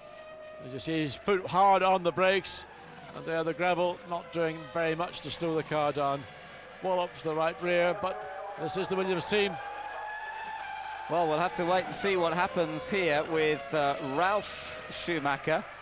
Which one of the cars is due to come in? And maybe it is a concern about tyres, although they don't have tyres ready yet, unless they're keeping them, but they don't actually have tyres sitting down there in the pit lane ready for him. It's strange, Ralf is coming in. It's a strange decision because he didn't change tyres on his second stop. He's some 15 seconds ahead of Montoya, and I doubt he's going to get in and out. He's going to lose a position with this. So what's going to happen here? Ralf Schumacher, let's see what the team do. And they're clearing out. There's something going on around the side pod. Hydraulics, it's the pneumatic system on the engine, we think. So there's been a bit of a leak. So the pressure that operates the air valves was the problem. So Ralf Schumacher loses that position. In fact, he's in danger of Rubens Barrichello now coming up behind him. So while Ralf was looking forward, so that used to happen in the past. It's not so frequent these days, certainly not very much in a race. Usually when that pressure goes down, you usually find the valves are sort of bouncing around your head. Well, Ralf Schumacher, then what a shame for him, because it means he's pushed back down to 3rd. Williams still running 2nd and 3rd because Montoya now comes up to 2nd place, but Ralf Schumacher, who's driven so well, kept the pressure on Michael in the early stages, could not maintain that pace, particularly in the 2nd stint, but he doesn't deserve to have dropped back down to 3rd place, and obviously mechanical problems for the Williams. Well, that's a cruel blow for Ralf Schumacher, who now has got a revitalised Rubens Barrichello. Looking at the rear of this Williams BMW, there's Ralf. Barrichello just comes out. I assume that Ralf will be able to run again at the speeds he was doing, but Barrichello instantly responds with his fastest of ever in that 2nd sector. So no doubt the Ferrari team are saying, get a move on, we could make it a 1-3 for Ferrari. Well, I hope Rubens didn't back off at all in those last 10 or 15 laps or so, because if he had, that might have been his opportunity to lose that 3rd position. We'll have to wait and see what happens as Ralf Schumacher back in the fray once again. Just 3 laps to go then, and Michael Schumacher looks all set for victory here at Hockenheim. Poor Ralf Schumacher will not make it a Schumacher 1-2 after his problems, having to top up the air system in the car by the looks of things, and that has meant that he now only has a little advantage over Rubens Barrichello in the 2nd Ferrari. Montoya has therefore moved up into 2nd place, and the other point scorers look fairly settled. David Coulthard running in a lonely 5th, and Nick Heidfeld in 6th. Well, we're sympathising with Ralf Schumacher. Nonetheless, I think it's fascinating that Formula One is able to monitor every aspect of an engine, a Grand Prix car, and anticipate a problem that would otherwise have seen a massive blow-up for Ralf Schumacher, and they took the only decision available to him. Get him in, we'll put some more air into that system and get him back out. He lost the position, but only to his teammates, so the team haven't suffered in terms of the championship point. But Rubens Barrichello clearly being asked to hurry, the potential to get some more points. Michael Schumacher has lapped David Coulthard now, So, well, it's happened earlier on this year. It certainly happened at Imola. He was lapped when he finished in 6th place there. And I'm afraid it's happened here in Germany on Mercedes' home ground, John. It's a bit of an embarrassment to be lapped. Actually, Ben, what's happening is Michael has actually backed off, and Coulthard's closing up. Michael's last lap was a 1:20.9. Coulthard's was a 1:19.5. And with now just 2 laps remaining, I wonder whether Michael will do something which he would not normally do, just give David back his lap, or whether he's going to bother at all. Yes, he's changing up very early now. You could hear using much less revs. Listen. Accelerating out of the hairpin here. Certainly not putting the same sort of revs that he was in the early stages of the race, and that's fairly conventional. He will do that towards the end of a Grand Prix, save the engine, look after it, reduce the number of revs between gear changes, and hope that it lasts the distance. And it only has to last the final 2.8 miles for Michael Schumacher to win yet again and take his 2nd German Grand Prix victory. And Michael Schumacher comes into turn 2, a corner that caught many people out the scene of a lot of action, a lot of it due to mechanical failures, as Billy Weber, the manager of Michael and Ralph, calculates what this is going to mean to the future for the family, and no doubt another deal will be on the way to being concluded as Willie flies back home to his home in Stuttgart. It's record equaling time once again for Michael Schumacher. This will be his 9th win of the season, to match a record that he himself has established several times, and Nigel Mansell, the only other driver to have achieved that. 9 wins in one season, and we still have 5 Grand Prix to go. Surely that is another record that will go to Michael Schumacher this season. But what matters for him at the moment is that it's happening here at Hockenheim in front of his adoring fans. The last few corners to finish off, and Michael Schumacher can celebrate his 5th world title taken in France with yet another victory here at Hockenheim. The last right-hander, the fist in the air already to punch his way through. It's the last lap, the last checkered flag. The checkered flag comes out, and Michael Schumacher wins in Germany. David Coulthard a lap down, unfortunately taking the line in 5th position. But Michael is the winner, and the fans are over the moon about that. It's not a 1-2 for Ferrari. Montoya takes 2nd place, Ralf Schumacher 3rd. Super race is pretty tough. Well, Ross Brawn, yes, talking to Michael Schumacher. Rubens Barrichello comes across the line in 4th. Oh, sorry for Rubens and Ralph, was a shame. Fantastic done. Again, Well done, Michael. huge emotion in his voice. Explain to me what's going on. Fucking hell. What a tough first stint, I tell you. Oh, hard work. Well, as we anticipated, it was a hard Grand Prix, and Michael confirms it.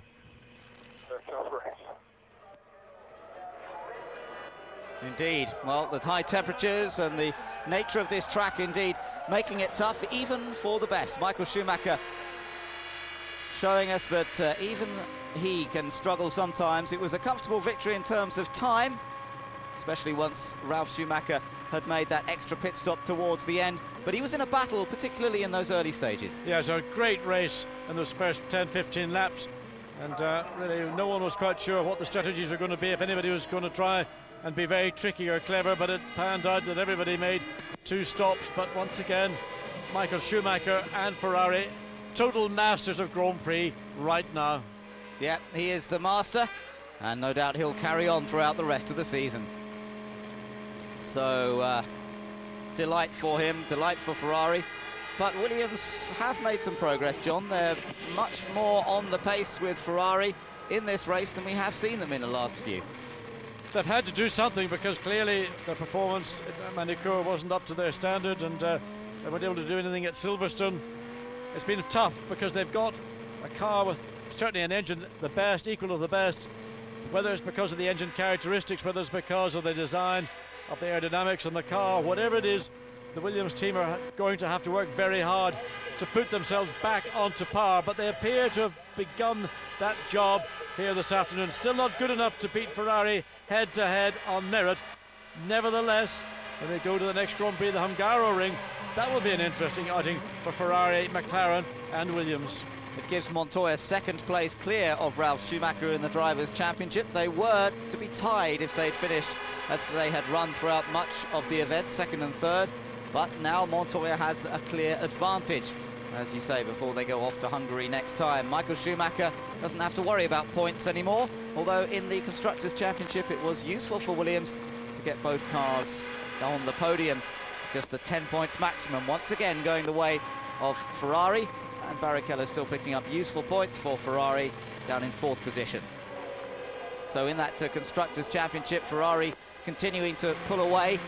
McLaren, Mercedes in 3rd place, of course, still some way behind Williams, and they had a chance to perhaps close that gap up here, but it didn't come together. Renault and Sauber scoring that 1 point for Heidfeld, so they've closed the gap up very slightly once again, but none of the other constructors getting a look in the NBAR holder. Looked to be getting 1 point for Panis, but it went wrong for them. Well, just listening on the Sky Channel to Ross Brawn talking to Peter Windsor and confirming what we saw from that onboard view of Michael Schumacher's Ferrari, that they were suffering from tyres and the blistering that we saw.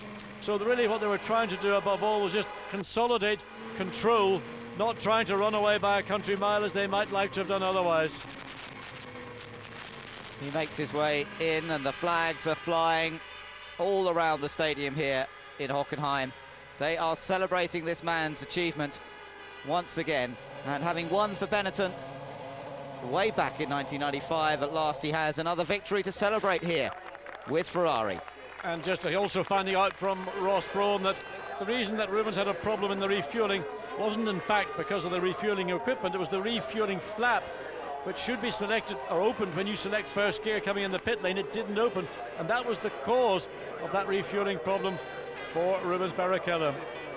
So it usually means you've got to sort of put something into prise it open, but not ideal. But again, it happens to Rubens. Well, Michael's really pleased about this one. We heard that he felt it was a tough race. He feels as though he's earned it, and it's been a long time since he was able to celebrate like this at Hockenheim. He's put a lot of bad memories of first corner accidents and poor reliability behind him. He's now completed more than a Grand Prix season's worth of races without a retirement, and he can put behind him that non-finish that he had here 12 months ago. And just getting a very quick glimpse at the Williams as well, they suffered from blistering on the Michelin tyre. Yeah, well, certainly there were a lot of stories from that race, but they're the results. Schumacher the winner from Montoya, and Ralf with Barrichello 4th for Ferrari, and solid reliability from both of those two top manufacturers. And indeed from McLaren, it was only the puncture that cost them points for Raikkonen. So Coulthard taking 5th, Heidfeld 6th. Good reliability amongst the top teams, but less so amongst the lower teams. We saw an awful lot of cars out. Only 9 cars finished this race, and that's a little bit of a surprise to me. Might have expected it on the old Hockenheim, not so much on this revised track. Well, Gerhard Berger again on the Sky Channel just explaining that they still are a long way away from Ferrari, but you know, they think they've stemmed the issue, and hopefully they can claw back something. But he thinks that it's really going to be next season, and the work that will then go in the development and wind tunnel, and also maybe to some degree within the control of BMW, because they've got this real monster of an engine, and sometimes the engine characteristics are a significant contribution to how a chassis performs. And maybe if they could soften up some of the power delivery and make that a little bit easier, it would maybe help Williams a little bit more. Well, I don't think these guys will all be heading home too soon. They want to enjoy and savour the moment. There is Michael up on the podium. And just listen to that. It's unique in Formula One. You know, there's nowhere else in the world I've been to where you get that support and absolute adoration from the race fans.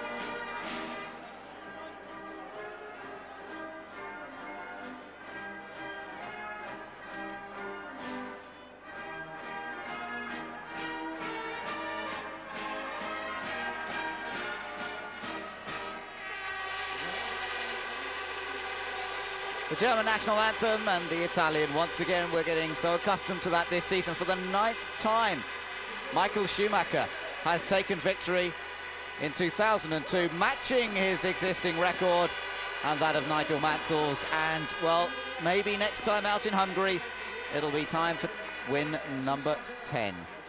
A lot of people managing to get onto the track, a bit of an invasion taking place of the track itself, which might not be viewed too happily by the authorities, the racing authorities. Second place for Montoya. Well, his lady there certainly very happy about that, but it was, of course, going to be third until problems for this man, Ralf Schumacher. In the end, Williams having to settle for second and third. They really didn't quite have the answer to Ferrari, but they were very much closer than they have been in the last few Grand Prix. But what does it take to beat this man? That's the question. He is the best in the world, and he's driving for currently the best team in the world. Well, it's a bit of a daunting question, and there's no real encouraging answer, because Michael Schumacher and Ferrari have got every reason to believe that there's nothing going to stop them continuing on next year, taking a 6th Drivers' World Championship, winning the Manufacturers' Championship again, and with suggestions that Michael might actually extend his contract from 2004 through to 2006. Well, who would want to be a Grand Prix driver these days in the Michael Schumacher era? Well, I don't know. I think Montoya and Raikkonen and these guys, they'd all love to have a pop at him. It's just having that opportunity, but I don't think they're afraid of giving him a run for his money, as long as they've got a car capable of doing it. Hello, the celebration. Ralph very unhappy, I think. I mean, he's clearly, you can see in his face, disappointed that second place went to his teammate, having been very much the dominant Williams BMW driver here this weekend. But we'll go into the press conference in a few moments and we'll get their version, 3 different versions indeed, of this weekend's German Grand Prix. Yeah, well, that's given him a huge amount of pleasure. We saw the relief last week when he wrapped up that 5th title. And this is just pure pleasure for Michael Schumacher this time. The pressure of the championship off him. He could just focus on the race victory. And he's come home with the trophy. And Rostel, great smile. Good work from the team today. Barrichello, it didn't work out for. And that just that little incident with the fuel flap not opening, on such things can races be won or lost, or indeed a podium finish be lost. And that's what happened to Barrichello here today. Well, Michael gets a bit of splash back. It's not a very good idea to literally pour champagne down your throat from that angle and that volume. Well, what the hell does it matter? He's done a stunning job. He's won his Grand Prix. He's done it just the weekend following the tying up of the 5th World Championship. And Juan Pablo Montoya's girlfriend, companion, Connie Fidel, chatting to other friends and guests in the paddock. And she looked pretty happy with that second place for Juan Pablo. Well, it brings him into second place in the championship, and I'm sure that'll give him reason to cheer, but it was somewhat inherited after the problems for his teammate Ralph. But there again, that's the way it goes, and how many times have drivers had problems and dropped out of the race entirely, and through the action that the Williams team took, they were able to get Ralph to finish this Grand Prix, and that was the crucial thing. Still get onto the podium. It could easily have been a non-finish entirely for Ralph. Yes, and this issue about the air valves, and there's a little cylinder on board the car which is filled up, and that keeps the air valve actuated, but if there's a leak develops, then the air pressure goes down, and that's what the BMW engineers in the Williams pit were able to monitor, and they really had no option, because if they didn't bring him in, that car would not have finished. Well, the fans have got this chance to have a look around and see what's going on as the drivers make their way into the press conference. And in just a few moments, we'll be hearing from the top 3, Michael Schumacher, Montoya, and Ralf Schumacher. Let's just see how happy Michael is. Yeah, looking at those flags, the crowd, you'd think you're actually at the Italian Grand Prix at Monza. Almost. Well, let's go and join the top 3 now. Congratulations, gentlemen. An enormously long, hot and exciting German Grand Prix, with victory going to Michael Schumacher, second place to Juan Pablo Montoya, and third place to Ralf Schumacher. Michael, your 62nd win of your career, your 9th of this year, but you said yesterday after qualifying you really wanted to win the German Grand Prix for Ferrari. Now you've done it. Yeah, no, everybody knows that that hasn't been the case so far. in the 7 years I'm driving for Ferrari, and it's without words, honestly, because we have achieved so much in this year that it's amazing. I only thank God that He was giving me this opportunity. The team again did a fantastic job.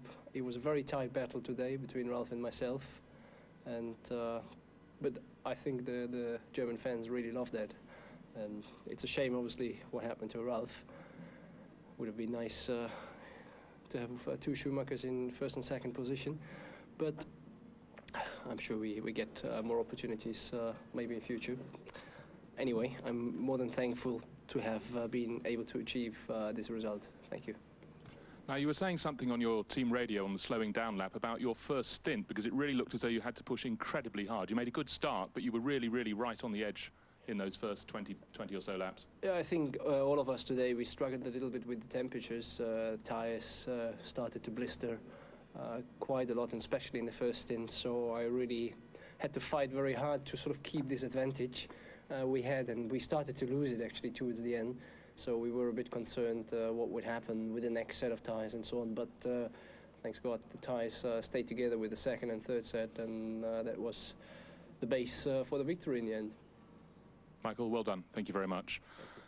Juan Pablo, you were fighting early on with Kimi Räikkönen. That was one of the most exciting battles of the race. We saw you coming into the stadium side by side. How did you enjoy that? It was really good. I think, that really cost me most of my race. In the start, we went up the line really well, and then suddenly the car just bugged down, and, Rubens pulled away and Kimi went by me, and I think that really cost me. Took me quite a few laps to go by him, then I went by him, and we started, I started doing the same pace of the guys in front of me. But it was just way far, way too back, and, sometimes it's better being lucky than good. But talking of luck, it was looking as though, even though you were just edging in on Rubens Barrichello, that you weren't going to get second place, and yet here you are sitting second because of Ralph having some disappointment right at the end. Yeah, at the end of the day, it's racing, and as I said, sometimes, I've been in pole in the last 5 races, and out of the last 6 races, this is my best result, and I wasn't on pole, so. Well, there's a new approach. Thank you, Juan Pablo. Ralph, Michael said you were chasing him really hard, a long, hot afternoon, and then you had to make that extra pit stop at the end. No new tyres went on, no fuel went in. What was the team doing? Well, it was a very disappointing day for all of us, I think, for the team and myself. Everything went wrong, which could have done. I was held up by some guys with a blue flag. Couldn't do my pit stop because someone in front of me was so slow. And then at the end, we had to come in and to do just a safety stop because we were having a problem in the engine. It also looked as though you had a problem in your second stop when you tried to leave. There seemed to be a 2-part movement, a bit like the one that Juan Pablo had earlier this year. Yeah, there was a misunderstanding. Simply the lollipop wasn't quick enough, so I started to go without the lollipop being up. That's why I stopped again. Not your day, Ralph. Tough luck. Totally not. But anyway, here we are, being second and third, good for the team. We have had worse weekends, I would say. Ralph, thank you. Back to you, Michael. An extra week between this Grand Prix and the next one in Hungary. Are you looking forward to that one? Yeah, certainly, because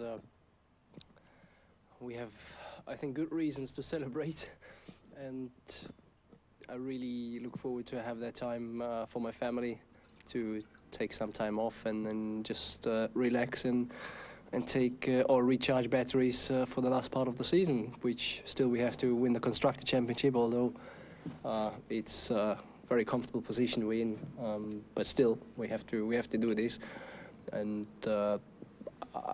races to do whatever is the point situation, championship situation, still is a big enjoyment, and I look forward to this, to have some more battles and fights. Michael, thank you very much. Now, Michael, Juan Pablo and Ralph, if you'd like to speak in a your rather own languages, starting Ralph with in that Michael. press conference, John. I can understand that. He obviously things did not go according to plan at all for him, but somewhat down at the end. Yes, very much so. I think he, first of all, being beaten by his teammate through really no fault of Juan Pablo Montoya's, and then you could see he would have accepted second place to Michael. Third place to Juan Pablo is not acceptable, and he was unlucky. He caught in a bad place. Trulli paid the penalty for that with a drive-through penalty. Then he had other problems coming in the pit lane when Jacques Villeneuve was having a Sunday afternoon nap. And then, of course, that problem with the engine, which he didn't go into detail with, but was basically related to the air valve, the reserve bottle they have. They run out of pressure, basically. So it was potentially a second place, and you never know, might have pushed Michael harder, and ends up being a third place. Well, that's the way it goes, as Montoya said, to a certain extent. He's had his problems as well. But a shame on German soil for the Schumacher brothers not to be able to celebrate a 1-2 finish. But for the rest of the season, it does bode well. Williams certainly getting to grips a little bit more with a race setup as opposed to a qualifying setup, which they've done in the last few Grand Prix. They're beginning to knock on the door, but they still could do with a few little problems for the Ferraris to actually come through and take the win. Yes, of course, going on to the next Grand Prix, that's in 3 weeks' time, the Hungarian Grand Prix, on an entirely different circuit, a very low grip circuit.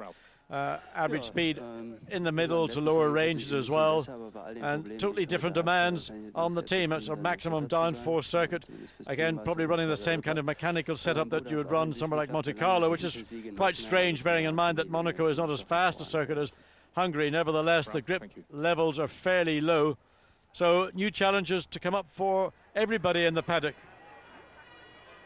Well, let's take a look back over the highlights of today's German Grand Prix, which has been run in perfect conditions. The breeze has been blowing, and the celebrations of the opening of the revised track taking place before the race itself got underway.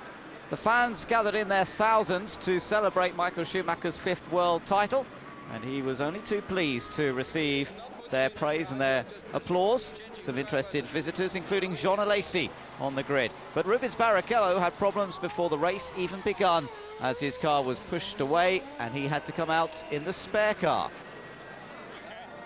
Well, a very relaxed Schumacher brothers and Juan Pablo Montoya prior to the start of this afternoon 67-lap Grand Prix. When the lights went out, it was all Michael Schumacher, and that's how it stayed. Yep, he made a great start. Ralph from the dirty side was not able to do much. Barrichello managed to squeeze out Raikkonen and Montoya. Irvine went on a slightly wide line, and Fredson was stranded, although he would rejoin for some laps later in the race. Meanwhile, Battle's Jenson Button was not very happy, and his car wasn't performing at all well. This was the battle, though, between Raikkonen and Montoya. And a fantastic battle it was, this sector of the lap. Montoya and Raikkonen side by side through about 5 corners. Eventually Montoya got the job done, but Raikkonen, look, he's still not prepared to give up, and it's only now coming into the Sachs curve that the young Finn says, okay, I can only do so much, I'm only human after all. Well, that kept the team happy. They loved to see their man racing hard, but Button didn't have much that he could do. Trulli, in fact, this was Trulli dropping back behind that whole stream of cars that were trying to get past him. Patrick Head and Gerhard Berger were in close discussion, as Ralf Schumacher felt that he was held up by Jarno Trulli and wasn't happy about it. And he was held up because Trulli had to serve out that drive-through penalty. There we see a sign we saw in Manicourt, a Toyota blowing up, but no such sign of anything but perfect reliability from Ferrari. Of course, unless your name's Rubens Barrichello. Yes, if your name's Rubens Barrichello, it is a slightly different story. Schumacher had a very straightforward pit stop and was straight back on his way. There were no problems for him. The two Saubers were busy putting on their own show, and Heidfeld moved up into 6th position. Well, you can see how much brake dust coming out from David Coulthard's McLaren as he locks up, but then a big problem for Kimi Raikkonen, his left rear tyre. A delamination could have been caused by a puncture, could have been something more serious. He makes his way back to the team, but in doing so creates additional damage around that left rear corner. Well, it was disappointment for him. It was disappointment for Jarno Trulli, the Italian, as well. Locked up, went off for his own mistake up at the Sachs curve, and that was all over and done with for the Renaults. And then Olivier Panis, who looked set to be a point scorer here today, also suffered a mechanical problem, pitched him into a spin and out of the race. Rubens came in, but the fuel flap did not open, and it took Ferrari a while to refuel him. That was how he lost 3rd position, and his podium finish therefore going the way of Juan Pablo Montoya. It looked like Montoya would finish 3rd. It was to prove better than that later, but Bernoldi was out of the race. Yes, and for Tom Walkinshaw, further agony to add to that he's already suffering. A blow up from that Cosworth V10 engine. Heidfeld held on to 6th place despite the attentions of teammate Felipe Massa, but Massa wasn't able to lap at the same pace later on. And then we saw more problems for Fisichella, the engine failing on the Jordan, and Kimi Räikkönen eventually spinning out of what had been 11th position. Yes, a lot of action in the last parts of the race. There's the moment we saw Ralf Schumacher make that last dash into the pits to replenish the air bottle that actuates the air valves on the BMW engine. But Michael Schumacher came through to take the win here in Germany, the 9th win of the season for him, win number 62 overall, and looking towards another new record of number of wins in one season. He's hoping for that come Hungary in a few weeks' time. So Montoya was able to celebrate a 2nd place, and 2nd place now in the Drivers' Championship. But Ralf Schumacher, a somewhat disappointed 3rd after being able to challenge his brother in those early stages. But interesting to hear from Ross Brawn on the wall after the race, and from Michael, that this was no walk in the park Grand Prix. It was a physically tough Grand Prix. It was hard on the equipment. You saw a high proportion of the field retiring, and tyres in particular were just on the edge, with both Michelin and Bridgestone suffering from blisters on those tyres, and the concern as to whether that tyre choice was the right one or not. So it's been the end of a couple of weeks of very busy activity for the F1 teams. Back-to-back Grand Prix is tough. Now they have a chance to pack up and go home and have a little bit of a rest with 2 weekends off. This is the only time throughout the season where there are 2 free weekends before returning to Hungary. So as Michael Schumacher was saying, an opportunity for him to unwind, spend some time with the family and relax, and he's looking forward to that. And also what Ferrari did this time last year, the entire team had this coming week off, and then they went back to work the following Monday in preparation for the Hungarian Grand Prix. And I'm no doubt after the celebrations that will take place here tonight in Germany and then back in Italy, that is a well-earned break for the guys down in Maranello, because they are doing, in reality, an outstanding job in spite of the problems that Barrichello appears to have. I don't understand it. Why one driver has all the problems, another driver is completely trouble-free. Look at these guys. They're great. The German fans, and they've got to all make sure that they walk the right side of each other, but they were. And just where's part the tread? Of Can you see any tread on that Not Michelin at all. tyre? Not at all. Well, that's Jarno Trulli's car, and there's a hint of one on the front. That could have been Button's car, in fact. Or that was Trulli's. That's Button's car brought back. Of course, he didn't get terribly far either. But again, high little tread is showing. Big disappointment for Jordan. They really, I think, believed they had an opportunity of sneaking a point here this afternoon. Giancarlo Fisichella's 6th place in the grid, but it didn't work out for Jordan, and Fisichella eventually retiring with an engine blow up, and Honda left scratching their heads. Well, Takuma Sato is very happy. He's had his best result so far in Formula One, and that's great news for the Japanese driver, who's been building, well, early in the season was building a bit of a reputation for being wild and never making it to the finish. Well, he's finished 8th here, and that is his best result so far. Not in the points yet, but not too far off. But it was a mature drive from Takuma Sato, and pretty much a mature weekend from the young Japanese driver, and having suffered from being seen to be very fast but very crash prone, now maybe beginning to develop a little bit of sense and maturity, and also looking to stay in Formula One. And as yet we don't know what the Jordan plans are in respect to their drivers. Clearly they would want to keep Fisichella because he's a little punter that a lot of people in the pit lane would like, and if Sato can claw back some of the expense, maybe let's put it that way, that he incurred for the team, he could find himself in for a 2nd year. Well, there's no doubt about the delight of the fans here at Hockenheim. Their man has come through and has taken victory. It's been a long time coming, but they're not all Ferrari supporters. Can you believe it? A little model of a Williams, it already crashes into the curbing. So race fans in Germany go to extremes. I've never known any country in the world where you find autograph books, magnificent albums of drivers, of photographs, of every bit of memorabilia, and as soon as they see one of their heroes, they descend on them like vultures. Well, looking down the pit stops today, of course, remember Trulli with the fastest time was a drive-through penalty. So, in fact, Ralf Schumacher ended up with the fastest normal stop, although that may well have been on the time that they replenished the air system as well. Not a normal stop, that, and they certainly were pretty quick doing it. Well, there's something a bit unusual, isn't it? Looks like one of those dogs with a lot of extra skin. Well, there's a well-earned refreshment from the hospitality side of the Jordan team, and well, they'll be, like everybody else in the pit lane, working flat out to remove the team within a team. The way they build up their garages with all the facilities, the light, the heat. Well, they don't need much heat here. The air, all the facilities that enable them to work as if they were back in their base, be it Silverstone or down in Maranello. And still an absolutely glorious afternoon. And I suspect maybe it'll be a glass of Rhine, Vine, Riesling or something of that nature, being a nice chilled glass of white wine right now would go down a treat. Sounds good to me. As Schumacher is lauded, Ferrari praised to the heights after another dominant performance from Michael. Well, I say dominant, not quite as easy perhaps as he might have thought, but it worked out for them perfectly in the end.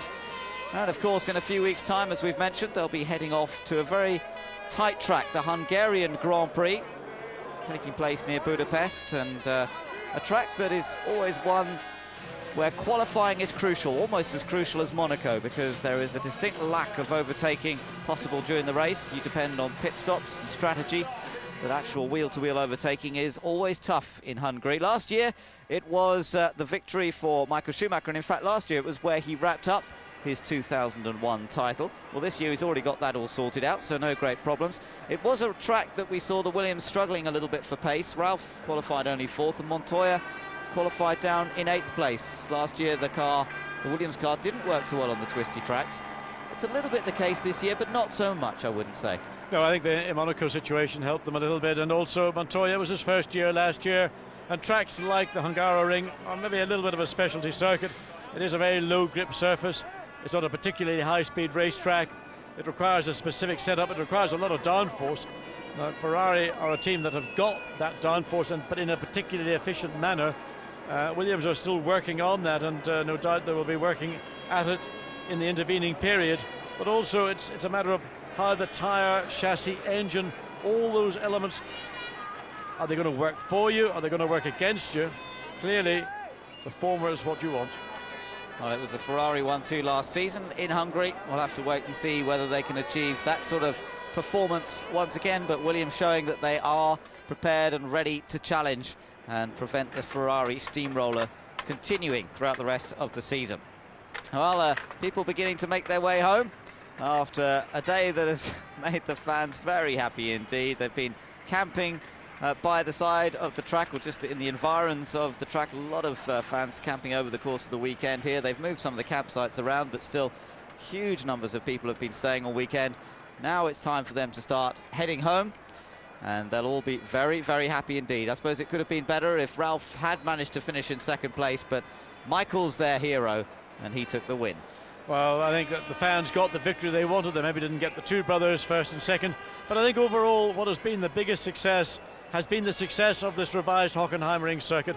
It has produced a Grand Prix which we've had some phenomenal excitement, some huge disappointments as well, and a racetrack that you really, okay, those may be bemoaning the 4 long straights, the 220 odd miles an hour down the straight, but at the end of the day we've seen a 67 lap Grand Prix, and I think the fans would agree there is the answer. That really says this change to Hockenheim has been 100% right, and I look forward to seeing future Grand Prix here. Now I wonder what a wet Grand Prix on this track would be like. We've seen the potential of that when we had the old track. Let's see what happens in the future, but for sure it's going to be a fun place to race in the rain as well. Yes, indeed. We've had wet races very recently. There was rain in the 2000 race that Barrichello came through to win, although it didn't rain throughout. But before that, you have to go back to 1988 for the last wet Grand Prix here at Hockenheim. So it does tend to favour dry conditions, and it's been glorious all day long. Certainly the best weather of the entire weekend. It was cloudy and overcast on Friday and Saturday, but as the weather forecasters said, it's been bright blue skies and sunshine all day for the race itself. So I hope you've enjoyed our coverage. It's been another interesting race. Those early stages, fantastic battles in the midfield particularly. Michael Schumacher did not have it all his own way, particularly in the early laps, and Ralf Schumacher took the race to Michael, and for a while it looked as though he might have a chance to challenge. It didn't go Ralph's way in the end. He had to settle for 3rd place, And Michael Schumacher is heading towards history again with the most wins in one season. Our coverage here on the Super Channel is about to come to an end, but Master Channel continues with interviews. From Ben Edwards and John Watson, until next time in Hungary, goodbye for now.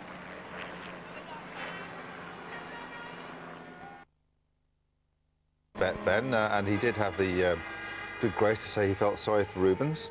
I wonder if he knows any more than us about why Rubens always gets the wrong end of the wedge. I think it was genuine there. You hear him on the radio there to Jean Todt saying, you know, I don't know what happened and I feel sorry for Rubens and Ralph to a certain extent. He's genuinely, you know, kind of like that in victory, but it does seem that he gets the luck, and he once again is the Lord of the Ring. He is, and what he's done for that team, not just as a driver, but I mean, Peter Wins is always telling me it's his team. It's built around him. It works the way he wants it to work, and he does talk genuinely about his affection for the team members within it. He brought his own team there, effectively. Yeah, and that is the key, you know, and you'll see that. I've mentioned it, obviously, with David Richards and Jenson Button earlier, about how it is about building mini-empires, and if you can build a team around yourself, then these are the sort of results you're going to get. And there's no question he's handpicked those guys. These are the same guys that were with him at Benetton, I'll use that name again, but when he won those 2 titles there, same team. And Ferrari, he has definitely been given carte blanche to create, and I say he, but with Ross Brawn and Rory Byrne and Jean Todt, the team that they want. Let's have a word with a member of that team, as just mentioned by you. Ross Brawn is with Peter. Ross, having a nice conversation there with Michael. Congratulations. Another brilliant win, a faultless day for Michael on a very, very hard day for the cars and the drivers. Yeah, we were suffering a bit with the tyres the first stint. I mean, he was making very good progress, and then we got worried about the tyres. We knew it was marginal today, so then we just tried to control the pace after that, because we were very worried that the tyre might give up on us, and so it was a controlled race. It was very tough. Another unlucky day for Rubens, though. Yeah, I need to see what happened, because something went wrong on the entry of the pit stop, and the fuel flap didn't open. So we need to go and have a look. And on the grid? He felt the gear change wasn't very good, and obviously with, let's say, a little paranoia from the last few races, he had the spare car, so we thought we'd use it. The spare car's generally been pretty lucky for people, so given that we had enough time, we thought we wouldn't take any chances. Thank you, Ross. We'll let you go away and enjoy the podium. Enjoy the podium. Fuel flap didn't work. I wondered about those, because do they flip up automatically when they hit the speed limiter? They're supposed to. Rubens didn't. It didn't, no. Well, everything's supposed to be automatic. Everything's supposed to work. Now, they have actually redesigned those fuel rigs since the early designs in about a year ago, recently. So, you know, but they still have problems. We saw Williams having problems before. But interesting what he said about, it definitely seems that Rubens was the one that made the decision to change cars, or was apprehensive. And therefore, if there's a bit of apprehension, for the first time ever, he had the choice to change it, and that's what he did. And I think, you know, quite rightly, I mean, a lot of, you know, working with a driver is to make him feel comfortable, and if that's what it takes, go for it. OK, we can have a word with live now with Gerhard Berger. Gerhard, thanks for your time. Second and third, that's a good result, isn't it? Yeah, it's a great result, especially we've been much closer to the winner this time, and that is very good for us, because the last few races we've been very strong in qualifying, but in race conditions we've been far away. So it's a good improvement and great result. Let's talk about that gap between you and Ferrari. Is it getting closer, actively closer? Is the end in sight? No, I still think it's a long way to go, but today, I mean, Michael been at 10 seconds ahead, but I think he's still good advantage in it. But this year our goal is to finish second in the championship, and I think today we came again closer to it. But still, it's going to be very difficult to stay ahead of McLaren, and that's our first goal this year. A quick word about this revised Hockenheim track. What do you think? It took its toll, didn't it? Well, I love to remember the old track. I mean, it was had a big tradition, and I could win it twice, so of course I loved it. But I have to say, on Friday when I went around to this circuit, I think it's great. It's a good run-off areas, it's challenging. It's just a modern circuit. Gerhard, thanks for your time. Good luck next time out. Thanks. Bye-bye. He's always happy to talk as well. He was as a driver. He's got the laid-back sort of attitude that maybe is missing nowadays in this modern high-tech world. I was at that race in Hockenheim when he won in '97, and he was great. He talked to everybody. And I mean, you know how you've been talking about the PR guys all being around, and it's so true. But that day, he just held court and stood there, and all the journalists, everybody forgot about everybody else, and we sat there for an hour and just listened to Gerhard talk. I mean, Senna used to do the same, and of course, they were great friends. With Michael. Yeah. Starting and ending with Michael, because we won't bother with the German lesson just here. So we've got two Schumachers there, one happy one decidedly grumpy one, and a Colombian who's worked out that you don't need pole to get your best result. Yeah, I don't think he's too worried about pole anymore for Juan Pablo. But, yeah, I do feel for Ralph there, because, as I said at the beginning of the day, I thought this was going to be his day. And I know Michael lined up on pole, but no interviews on the grid. He was looking more focused. And you just got the feeling that, you know, and obviously, as you heard from Gerhard there, that Williams have progressed, but not to be. And really, no fault of Ralph's. He was as fast as anybody on the day, and you just wonder if he hadn't had those problems, what might have happened. Wandering down the grid, and a point for Nick Heidfeld. He'll be happy with that. It's his home race too, after all. Yeah, and, you know, as the silly season continues, he's still unconfirmed, as are several others. So, yeah, good day. An important point. Everybody who's scoring points right now, when there are, you know, seats up for grabs, very important. I say that one Schumacher was grumpy. One Ferrari teammate ought to be the grumpiest bloke around. It'd be interesting to hear from him if he's not already heading for the airport, as he did last week, didn't he? And then turned around when he heard that the bloke had won and he better go back and do the corporate thing. But, you know, the thing about Rubens, you know, he'll put it all behind him. I don't know, he puts a stoic face on it, that's for sure. But you would never get that out of him. You'd never see him drop that veneer and say, oh, I can't believe it. I mean, he gets angry, but he knows that, like Ralph said, it's racing, that's what happens. You know. But, yeah, it does seem to happen to him a lot more than anybody else. And it must be so frustrating, especially given the circumstances of having the spare car and all the rest of it, that he still has problems. I wonder if he'll ditch the guest house routine, the one that he adopts. It didn't bring him much luck today, did it? Prix, yeah. Yeah, back in Hungary. Well, as always, I think most people are in guest houses in Hungary, so maybe And actually, looking ahead, you know, that could be an interesting race. Michael's looking forward to it, but it's such a tight and twisty track, that one, even tighter than we've just seen here, and that might throw something up. OK, let's have a word now with David Coulthard. David, thanks for your time. You're in the points, but is that enough compensation, do you think, after your endeavours today? Well, certainly from where I started, that was realistically the best I could hope for. But I think that rather than taking too much excitement out of those 2 points, if you actually look at how competitive we were on this circuit, it's a complete reversal of what we saw in Magny-Cours 1 week ago. And obviously the biggest thing that's changed since then is the tyres. So you have to say that Bridgestone did a better job this weekend, and Michelin brought a tyre that was working much better on the Williams than ourselves. We spoke to Ove Anderson during the race for a brief time, and he did say that he thought he'd been misled by tyre choices. Now, I don't know if he was blaming the Michelin guys or whether the weather had taken him for a ride or whatever. Did you find that, given the chance again, you would have chosen differently? Well, conscious of the fact that I got into trouble from John last time I did an interview of giving too much information. I don't know if I tell you anything. Oh, God, he's not even listening. OK, in that case, we went for the prime. We would have preferred to be on the option. Michelin told us I would blister. As it happens, the prime did blister a little bit in my first set. The second 2 sets were from qualifying, so obviously they'd had a scrub on them, so they were fine.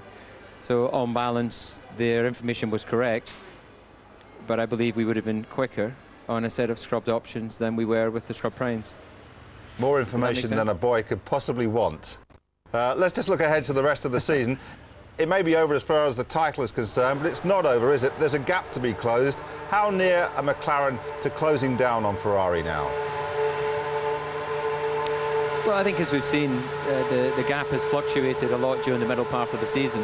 I think realistically we're just working away trying to develop our package, and I don't believe that we'll be able to turn things around until we have a completely new package for next season. So we're probably going to float between the third row and the podium in terms of finishes between now and the end of the season.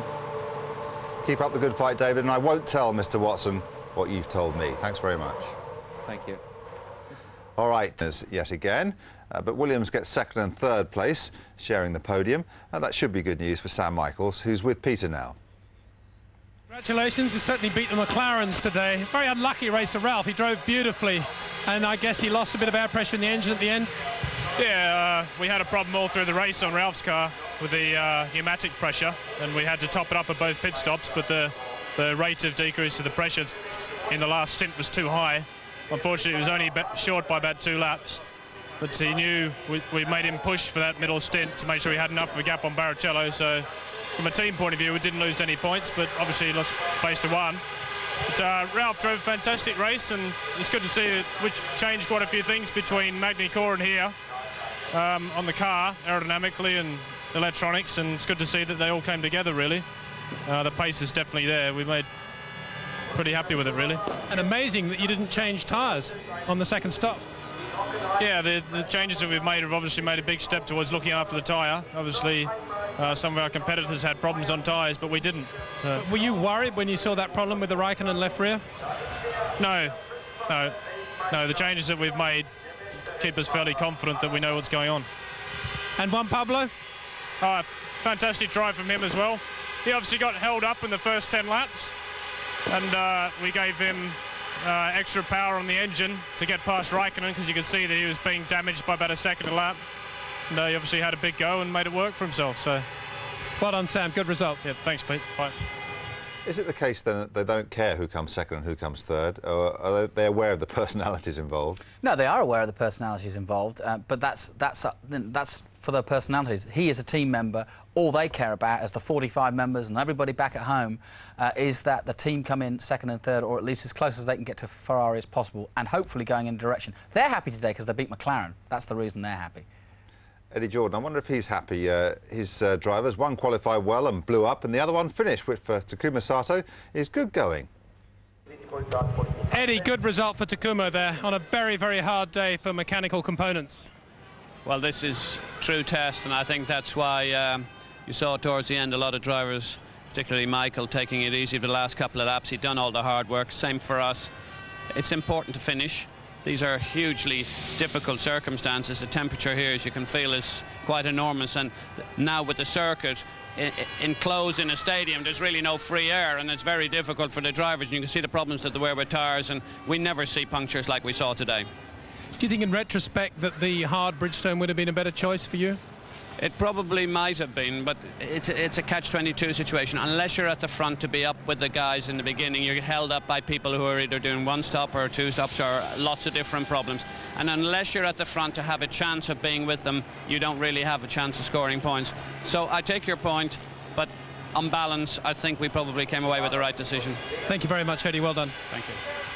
He's always happy about what his lads have done and what his team has done. He puts a very positive front on things. I think that's the whole Jordan ethic, and that's why people call it the family team, and they like to be around, and they like to go to the hospitality, because that's the atmosphere, and that'll go on now through Sunday night. It doesn't matter. I mean, I think it's important too. I wish a few more teams would look at it that way, which is, hey, it is only a sport at the end of the day. I know it's serious business, there's a lot of money, but Eddie keeps a smile on his face, regardless of the results, and keeps going forward. This is the man who should have the biggest smile in the stadium. How would you like 10 or 15% of Michael Schumacher's earnings? How would you like 10 or 15% of his brother's earnings? How would you like to be Willy Weber? Yes, Willy, congratulations. Thank you very much. 2 Schumachers up there in the press conference at the German Grand Prix at Hockenheim. Not a bad day for you. No, it couldn't go a little better, I think, because it was a pity that Ralph lose the second place. And this was what I want to see, you know, Michael first, Ralph second, or maybe Ralph first and Michael second, but now things are happening and I'm very, very, very happy. You've been working with Michael since the days of Formula 3. What will this win mean to him here for Ferrari? Well, we have not won for Ferrari here in Hockenheim. We always had a few little problems. And this is fantastic to win in Hockenheim in German Grand Prix because of all the fans, and you see the atmosphere. It's great, you know, it's unbelievable when he comes in the Motordrome and the driver can feel it. You can ask him later on, and he always says to me it was a sensation to come in here and feel all the spectators, you know, shouting and yelling, and it's unbelievable nice. 5 World Championships under his belt, but his motivation has not changed at all. Not at all, because I think Michael is motivation by himself, you know. He don't need a motivation. He likes what he is doing, and this motivation enough. And he's a race driver with all his heart, and you can see it on the podium, you can feel it wherever he goes, and I hope it stays like this for the next 20 years. And imagine how many caps and T-shirts you're going to sell now. Well, I hope a lot. Thank you very much, Willie. Congratulations. Thank you very much. Thank you very much. He's been smiling since Formula 3 days, hasn't he? Yeah, going to say, yeah, I hope we're going to send a lot of caps and T-shirts. I hope a lot. Yeah, I hope a lot. I tell you, what a great position to be in. You've got the two greatest guys in motor racing, not far off anyway, certainly in Michael's case. And he's got both of them, and he's had them all the way through. And you're right, how many German caps are going to be showed with that 5 stars on? Good time to bring out a new hat, wasn't it? Can you imagine the conversation 15 years ago? Hello? Yeah? Schumacher? Well, I'll give you a try. Yeah. Oh, dear.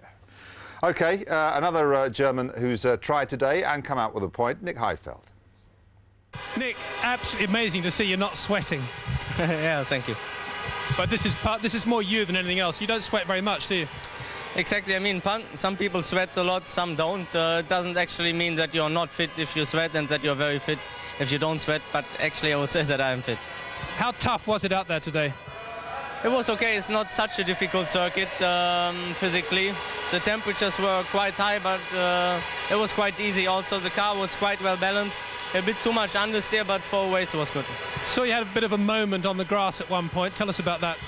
Yeah, coming into the Motordome, I don't know if there was oil or if I simply did a mistake. I was happy just to come back on the circuit and not throw away the point. And very interesting early laps there with Trulli holding everybody up. Yes, I mean, there was a big twain and we lost a lot of time there. Actually, also Felipe managed to get past on the first lap because I was on the outside on the second. And then he had to let me by. But in the end, I was a lot quicker. Why did he have to let you by? Team orders? Yeah, I just said on the radio that I was a lot quicker. And when I was passed, I just went away. Very good drive, Nick. Well done. You got the best from the car today. Yeah, I think so. Thank you. Thank you. If anybody thanks me for not sweating, I'll be more than impressed. Yeah, thank you, it's no problem, I'm not sweating. But no sweat for that lad, no sweat for Schumacher. Very quick answer, will somebody catch him this season? Will somebody catch him by the end of next season? What, Michael? Absolutely, they will beat him this season too. The motivation is there, and that's what's the beauty of the sport right now. He is totally motivated, and that means everybody else is motivated to beat him, because if they do, they're just as good as him for that day. OK, it was an eventful race. They've been eventful races all the way through the season, but there's always been a consistent theme, and he wears a red helmet and wears a red tunic. Another slice of history is made. Can Michael Schumacher go on and make it 10 wins in a season to claim the outright record? We'll find out in 3 weeks' time in Hungary. If you've enjoyed our coverage of the German Grand Prix, remember a season ticket is now available. You can buy your pass to all of the rest of the season's races right now. To purchase, ring 08702 418 111 or wait till we're off air and press the red button. £50 is the cost, and for that you get access to all the remaining races and all the interactive features for the rest of the season. Don't forget, the teams now have a 3-week break, so we're not back until Thursday, August the 15th. Sky Sports 1 has a preview for that race at 7, and here on Channel 434 we have practice sessions 1 and 2 on Friday starting at 9:30. On Saturday it's practice 3 and 4, that starts at 7:30 in the morning, followed by qualifying at 11:30. Sunday has warm-up at 8, and that includes the next round of the Porsche Super Cup. Then the race build-up starts at midday. My thanks to Jonathan and Peter, to John Watson and Ben Edwards for the Super Channel commentary. It may be all over as far as the championship is concerned, but no one seems to have told Michael Schumacher.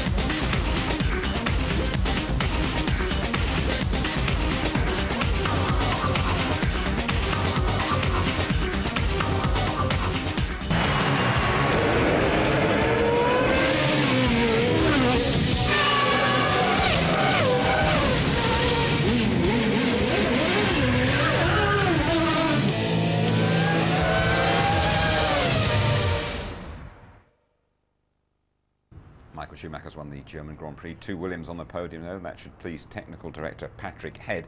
He was very upset after the last Grand Prix in France. I reckon he'll be in a better mood here.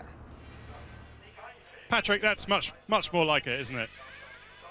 Yes, we've still got a problem with one of the red cars in front of us, but yes, Magny-Cours was a weak performance, and that was a lot stronger, so we've got to try and build on that.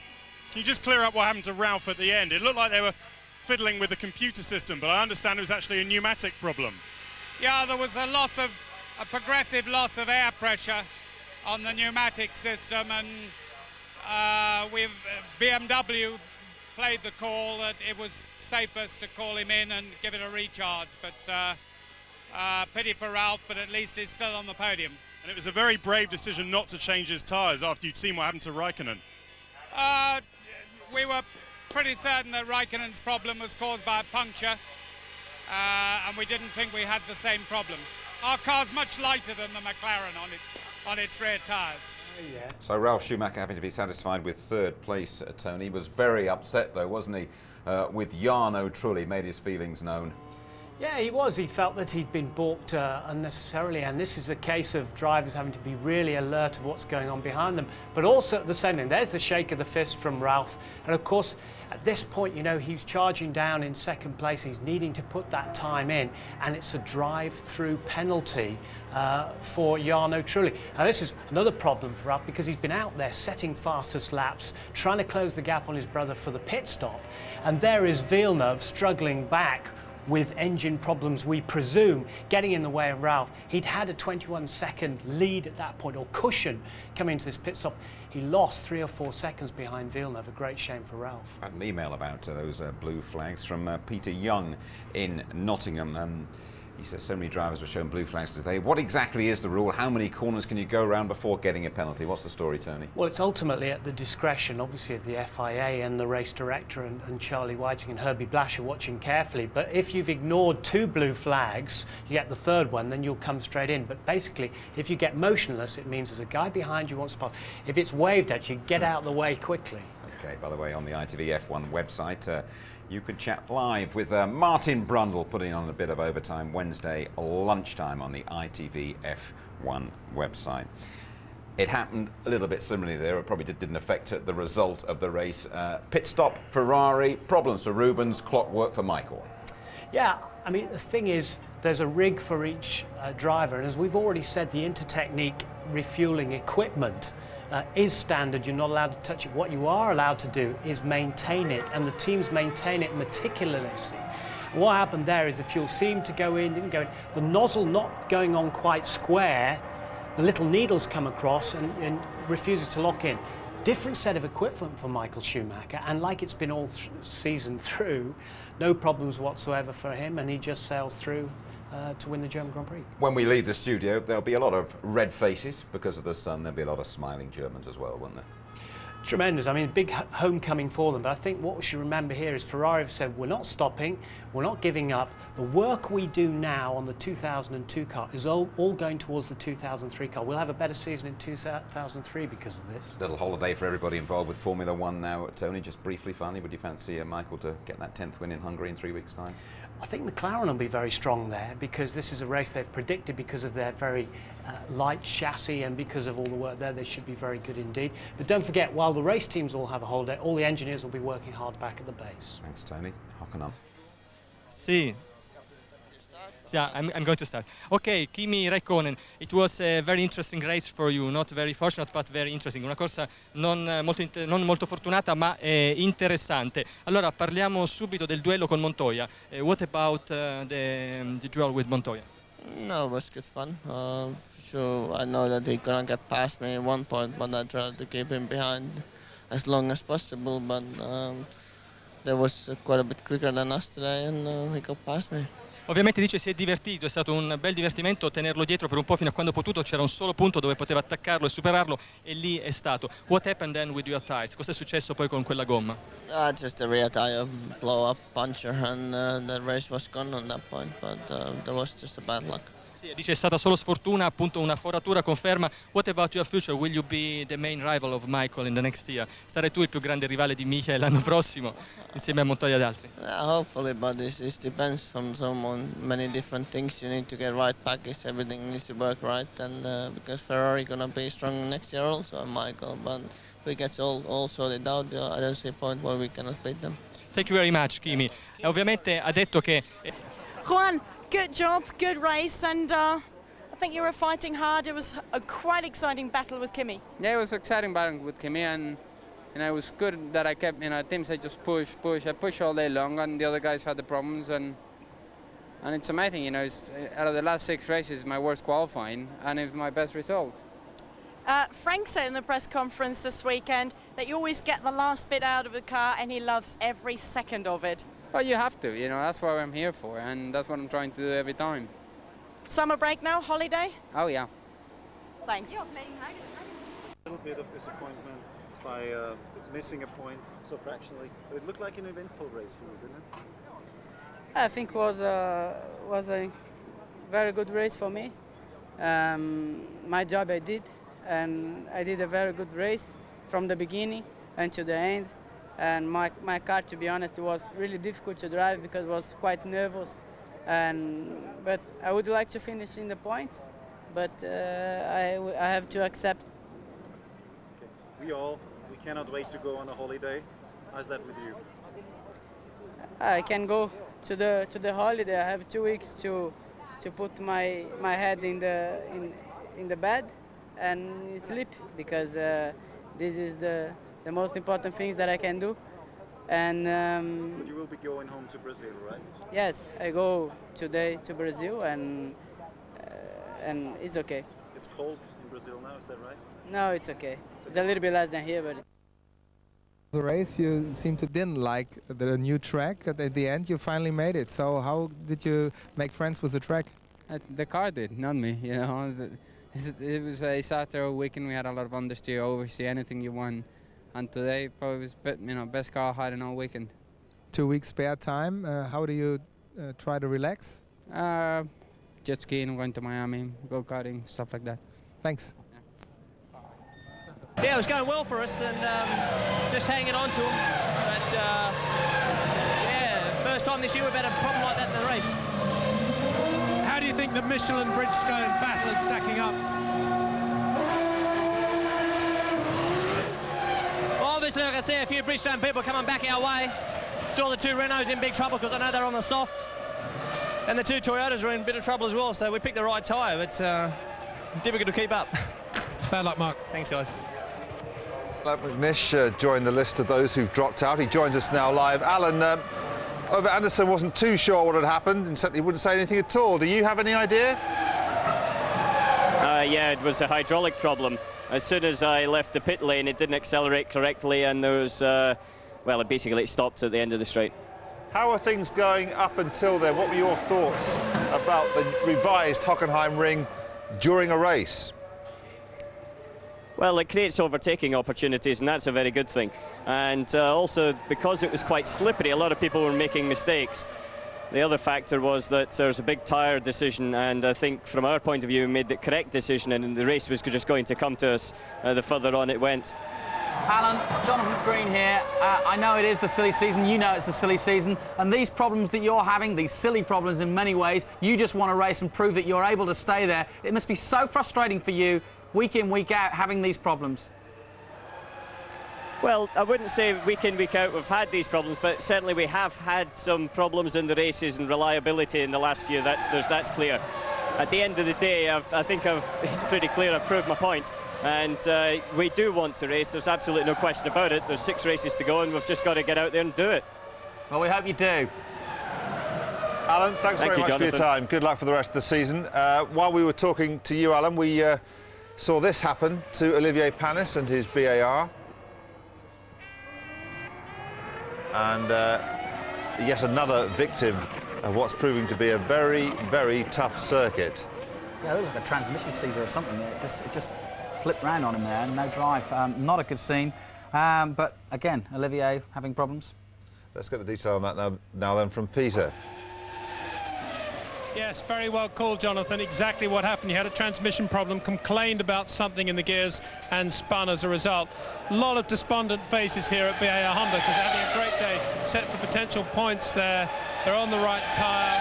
Well, they're on a better tyre than some of their opposition. And reliability certainly taking its toll here at the German Grand Prix in this heat. Jarno, you made a brilliant start, but what happened thereafter? I don't know exactly, because one set of tires, the first set, gone completely wrong. Probably I had a big blister from the rear. I was losing 2-3 seconds from a normal pace, so I had to stop, put another set of tires. How long into the race did this happen? How many good laps did you have? The first 4 or 5 were alright, but then I was very slow, and I had to come back to the pit, change the tires, go back, and then the second set was definitely much better. And what caused your retirement? And then I had a drive-through penalty, and then behind Giancarlo, I was caught by the yellow flags. Giancarlo braked, and I went off. And there was a bit of an incident with Ralf Schumacher too when he was passing you. Well, I let him go completely, so I don't understand why I had a drive-through penalty. At the hairpin, I just moved away. Very hot today. In retrospect, I guess the harder of the tyre was the right choice, eh? Maybe yes, probably. But it's very strange because the second set we didn't have any problem. Okay, thank you very much. First of all, what can you tell us about Kimi's tyre problem? It's just simple tyre failure. Obviously, you can jump to the conclusion it's a puncture, but I mean, it was just a tyre failure. Difficult to say why at the moment. That must be a worry for you. Not really. You know, obviously, there's lots of cars running on Michelin tyres. One single failure like that doesn't put you into a big panic. Maybe ran over something. Very good early phase of the race for Kimi. Is his car damaged slightly as a result of that? Yeah, unfortunately, yes. He's lost the left-hand rear brake duct, so he's got a braking problem, which is making life a bit difficult for him. I should be more informed about this, but how did DC manage to lose so much time? He was trapped behind a Benetton. So no other dramas? Probably not. Amazing that did lose him so much time. I know, but you know, they obviously had a very severe, any of the Michelin tyres runners that ran on the softer option tyre really suffered with blistering, and it really caused David any chance of a better position. But I have to say, the Williams doing a better job here than us. But interesting that they didn't change tyres on Ralph's car then. Did you change on DC? We had a couple of blisters, so it was a prudent change, but not really necessary. Thank you very much, Ron. Pedro de la Rosa, you must be very upset. A terribly short race for you today. Yeah, it's been a bad weekend. I was in the back straight in 7th and lost the drive, so we are not sure what happened, but very strange. We haven't had our weekend. We were thinking a lot in this race, especially I chose the hard compound. I was always thinking about the temperature and not blistering the tires, maybe, you know, being strong in the race, and very short, so not happy, but nevertheless, this is motor racing, yeah? I mean, I haven't had a good run lately. Now, you have one extra week between this Grand Prix and the next one, the Hungarian. Is there much testing planned? No, there's no testing, and we just have to try to think a little bit what has gone wrong and what can we do better in the future, and just keeping our options open and pushing. You know, the only thing we can do now is keep working, never mind what happened today. Tough luck, Pedro. Thank you. Open it now, because he's about to go inside. Jensen, very frantic race, quite fraught early on, and now you're here at the sideline. What was the problem? We had lots of different problems. I can't just put it down to one. I had a lot of understeer at the start of the race. I think it was caused by the diff. I had a lot of understeer, and we had a lot of errors on that side. And then I had a loss of power, and the only way of getting the engine back to normal pace was to turn the traction control off. So there's lots of things going on, and you know, in this heat with the tyres very hot, without traction control, it was very difficult to drive. And you know, a couple of laps ago, we just had a failure. I don't know what it was, and it just cut out. Tough luck. Thanks for talking. Congratulations, 6 points. Well, 6th place and 1 point. Yeah, 6 points would be better, but obviously I'm happy with scoring 1 point today, starting from 10th position. Now, during the race, there were a lot of drivers to fight with. How did you find the circuit? First time racing here on the new Hockenheim. Do you think it's better for racing than the old circuit, or not so good? I think compared to all the other circuits, it's really good, but to top last year's or the old Hockenheim is really difficult with the long straights. Overtaking was even easier, and I preferred the old circuit, but actually it was quite a lot of fun. Well done. Thank you. Takuma Sato, a long, hot race for 8th place. You pleased with the result? Yeah, pleased for the result, and nice and sunshine, and very good result to me, because the best result so far, you know. And there was an exciting race in the beginning. There was really up and down, but I could recover, overtook some people. That was very enjoyable. And then the second stint working very good, but unfortunately the third stint, last stint was a little bit, seems to be, lost stability, and difficult to bring the car, but I kept going, and that was a great result to me. But early in the race, you touched on the fact there was lots of racing. Did it remind you of your Formula 3 days? Because this track seems to have produced a lot of racing, which is the whole idea about it being redesigned. Yeah, absolutely, you're right. We really enjoyed the racing. I think all of the drivers, it's a really good opportunity to do something, and obviously you've probably seen a couple of the people overtaking. That was great, and obviously 3000 Formula 3 same, That was a great circuit, I think. Takuma, well done. Thank you. Some extremes for you, an excellent battle with Juan Pablo Montoya early on, and then the problem with the tyre going. Yeah, it was quite good start of the race. We got 4th place on the start. Good battle with Montoya, but then the tyre blew up after her first pit stop. You then went back out and carried on racing, but you were well down the order. Then right at the end, you had the spin. Was that just because your tyres went off, or was there some dirt on the circuit? No, it was the tyres went off and the car was quite difficult handling. Maybe it's damaged something when the broken tyre was hitting the floor or something. But in the end, this doesn't really make any difference. You finish the race in 13 or not finish. Kimi, tough luck. Thank you. So don't you think a brake duct was damaged when you have it? Enrique Benoldi, a long, tough race, but not quite long enough for you. Yeah, the car had an engine failure until the first pit stop was going a good race for the conditions, and I could come back from the back of the field. But I had a quite low wing, so it was very difficult to drive in the stadium. But you said, you touched on the subject, it was a race. It was incredibly close in the midfield where you were racing. Was it really exciting, first time on this circuit? Yeah, I was really excited. At the beginning we were fighting, and then my group was a little bit back.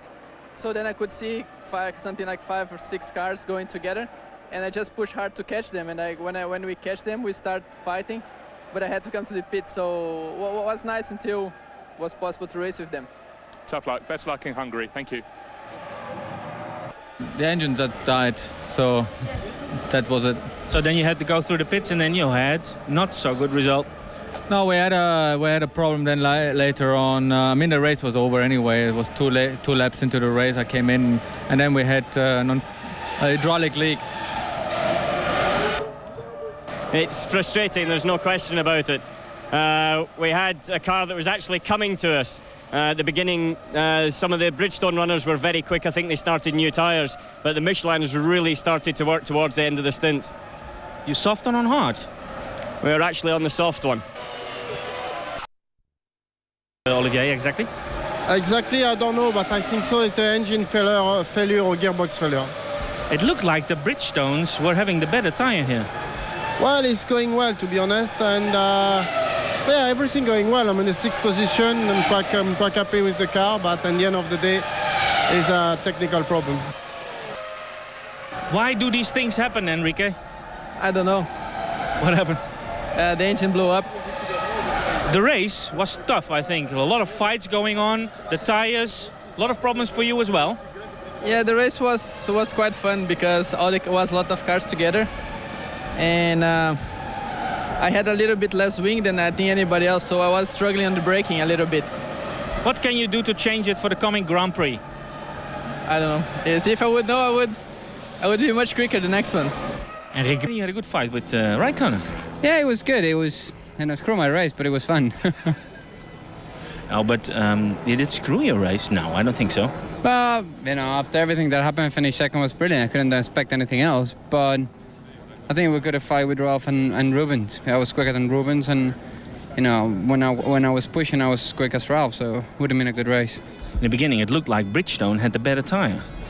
Yeah, a little bit, but it seemed their blister were a lot quicker than us, and I think that came into play. What do you have to change? You started on 4th place or not at pole position. Good result. What has to be done in Hungary?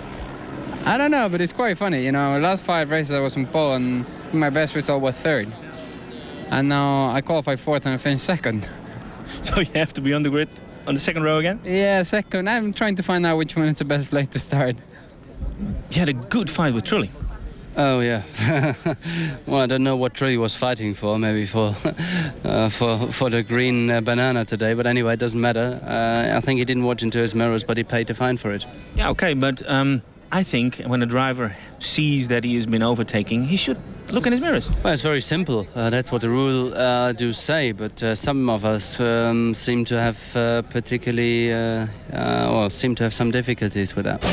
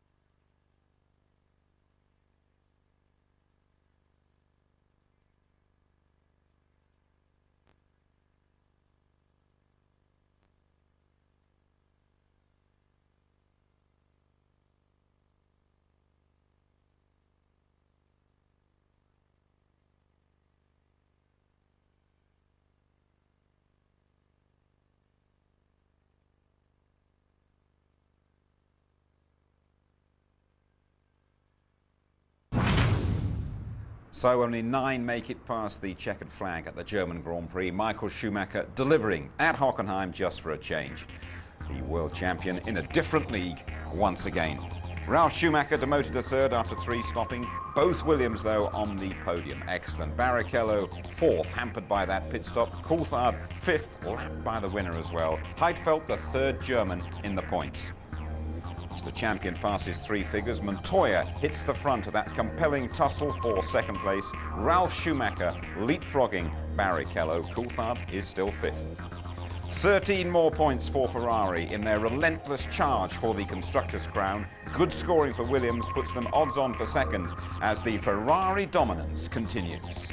How much does that mean to you to return to your home country as champion and then win it? It means a lot to me. I mean, for the reasons you said, but probably more for the reasons because I haven't been able to do this ever since I'm in Ferrari. It's been amazing, 7 years since you won here, but now on a very different track. Was it a good race? Yeah, it was a very entertaining race, very hard, very difficult. The first stint in particular with tyres and very tight, so I got a bit concerned. Whereas before I thought we could have a good edge on the Williams. It turned out to be very close. Juan Pablo, did you enjoy your little battle with Kimi? Yeah, it was good fun. It was good fun. Nice to have some wheel-to-wheel racing. Yeah, I think, you know, he's a really hard racer, and, you know, I lost most of my time there, but it was, you know, it was good. It was really interesting. Ralf, it was a very solid result, but it really should have been 2nd, shouldn't it? Well, yeah. Sometimes you have luck, sometimes you don't, and it wasn't a particularly lucky day. And anything went wrong today, whether it was blue flags, trying to overtake people, trying to come into the pits. and had the engine problem at the end, so everything went a bit wrong. But nevertheless, still third place. It was a good way to make up for the French Grand Prix, at least, I suppose. Yeah, I mean, it put the positions of the team right again. You know, being back in second now, so we're on a reasonably confident second now again. So we'll look forward to the next races. Rubens, you must be feeling very disappointed today. Oh, very. I mean, I had many problems today. I mean, it was kind of enjoyable the first part of the circuit, the race, because you know Ralph in a way was catching Michael, and you know I was struggling a little bit, but I was going with him. It was we could almost do him on the pit stop. After that, I just started to have small little problems. I had a brake problem that it was a little bit long, and I had no water inside of the car, and it was a bit of a struggle the whole afternoon, and then eventually the pit stop problem you know, it was the final one. What actually happened there? The fuel hatch didn't open for some reason. We have to see what happened there, because I lock up the brakes coming into the line, and then something happened that we don't know yet. Well, Tony, mixed views from some of those drivers about the new Hockenheim, but we saw some wonderful racing here today. The circuit really lived up to its reputation. It was a theatre of entertainment. There were some great dices, particularly between Kimi Räikkönen and Juan Pablo Montoya. This dice for fourth place. Now these, in my mind, are the two crown princes of the sport. Two cut and thrust racing drivers, most exciting prospects for the future. Kimi at just 22 and then a 26-year-old Colombian. But this is it, the cut and thrust. It's very, very accurate, so it's done with a degree of trust. Just look at that, inches apart. So they come side by side into the stadium, inches apart, and they're just dueling away. They won't give up at all. And this is Williams against McLaren. Sir Frank has said we're not doing a good enough job at the moment, but Juan Pablo Montoya does it there and got the place. Up front, the leaders were away and gone down the field, though. We had that 9-car scrap, didn't we? Well, this is what I was saying about this circuit. Look how wide Herman Tilke has designed it, promoting overtaking and down into the hairpin here. Just like Malaysia, where he has a similar hairpin, just like Magny-Cours, and you saw Massa getting inside Trulli there, you saw Bernoldi there, you saw Villeneuve, saw Fisichella, all in that wonderful 9-car crocodile. We started off with both Schumachers on the front row. The crowd here wanted a Schumacher 1-2, but Ralph a little bit unlucky and a bit upset at Jarno Trulli. Well, Ralph had been closing in on his brother, and then he was getting bought by Jarno Trulli, who'd been into the pits, come out in 17th place, seemingly ignored the blue flags and got a drive-through for that, and he also got a shake of the fist from Ralf Schumacher. And later on, Michael had been in for his pit stop, so Ralph was out getting the hammer down, he's going in towards the pits, and then he comes across Villeneuve struggling back with a spluttering Honda engine, we believe at the time, and he's losing 4 or 5 seconds. He had a 21-second cushion at that point for the pit stop. He lost 4 or 5 seconds, and more problems for Ralf Schumacher. Kimi Räikkönen's having a very, very impressive season. Very unlucky last weekend in France, and just what happened to his tyre here today? Well, the high temperature there, 180 miles per hour, was it a puncture or was it because of the high temperature, the high pressure? Did it pop just like a balloon? And this happened to Häkkinen 3 years ago on the long straight here at 200 miles per hour. This has happened, we've seen in the past, to Nigel Mansell in '86 in his championship challenge where the tyre totally delaminates. He hadn't changed his tyre at the pit stop, but there will be a big investigation by Michelin. They'll be partying throughout the night here and saluting and celebrating Michael Schumacher's latest triumph. Well, it is tremendous. It completes the homecoming. It also completes his dream. Part one of the dream was to get pole position, and now he's got his second ever German Grand Prix win in front of his beloved fans. A very significant race for Williams with both drivers on the podiums after some lean weeks, really. But it's also that scrap for second place in the championship as well, with the drivers all being so close. And Rubens having problems later on with his pit stop dropped him, you know, off of the podium. So I think Frank will manage a smile tonight. I'm sure he will. Tony Jardine, thank you very much indeed. OK, our next race, we go to Hungary for the Hungarian Grand Prix on the weekend of the 17th and the 18th of August. Qualifying live from 11:30 on the Saturday. Our pre-race show from just after midday and highlights round about the same time at 11:45. We now take a 3-week break from Formula One. Knowing Michael Schumacher, he'll probably be in the gym every day. Good night.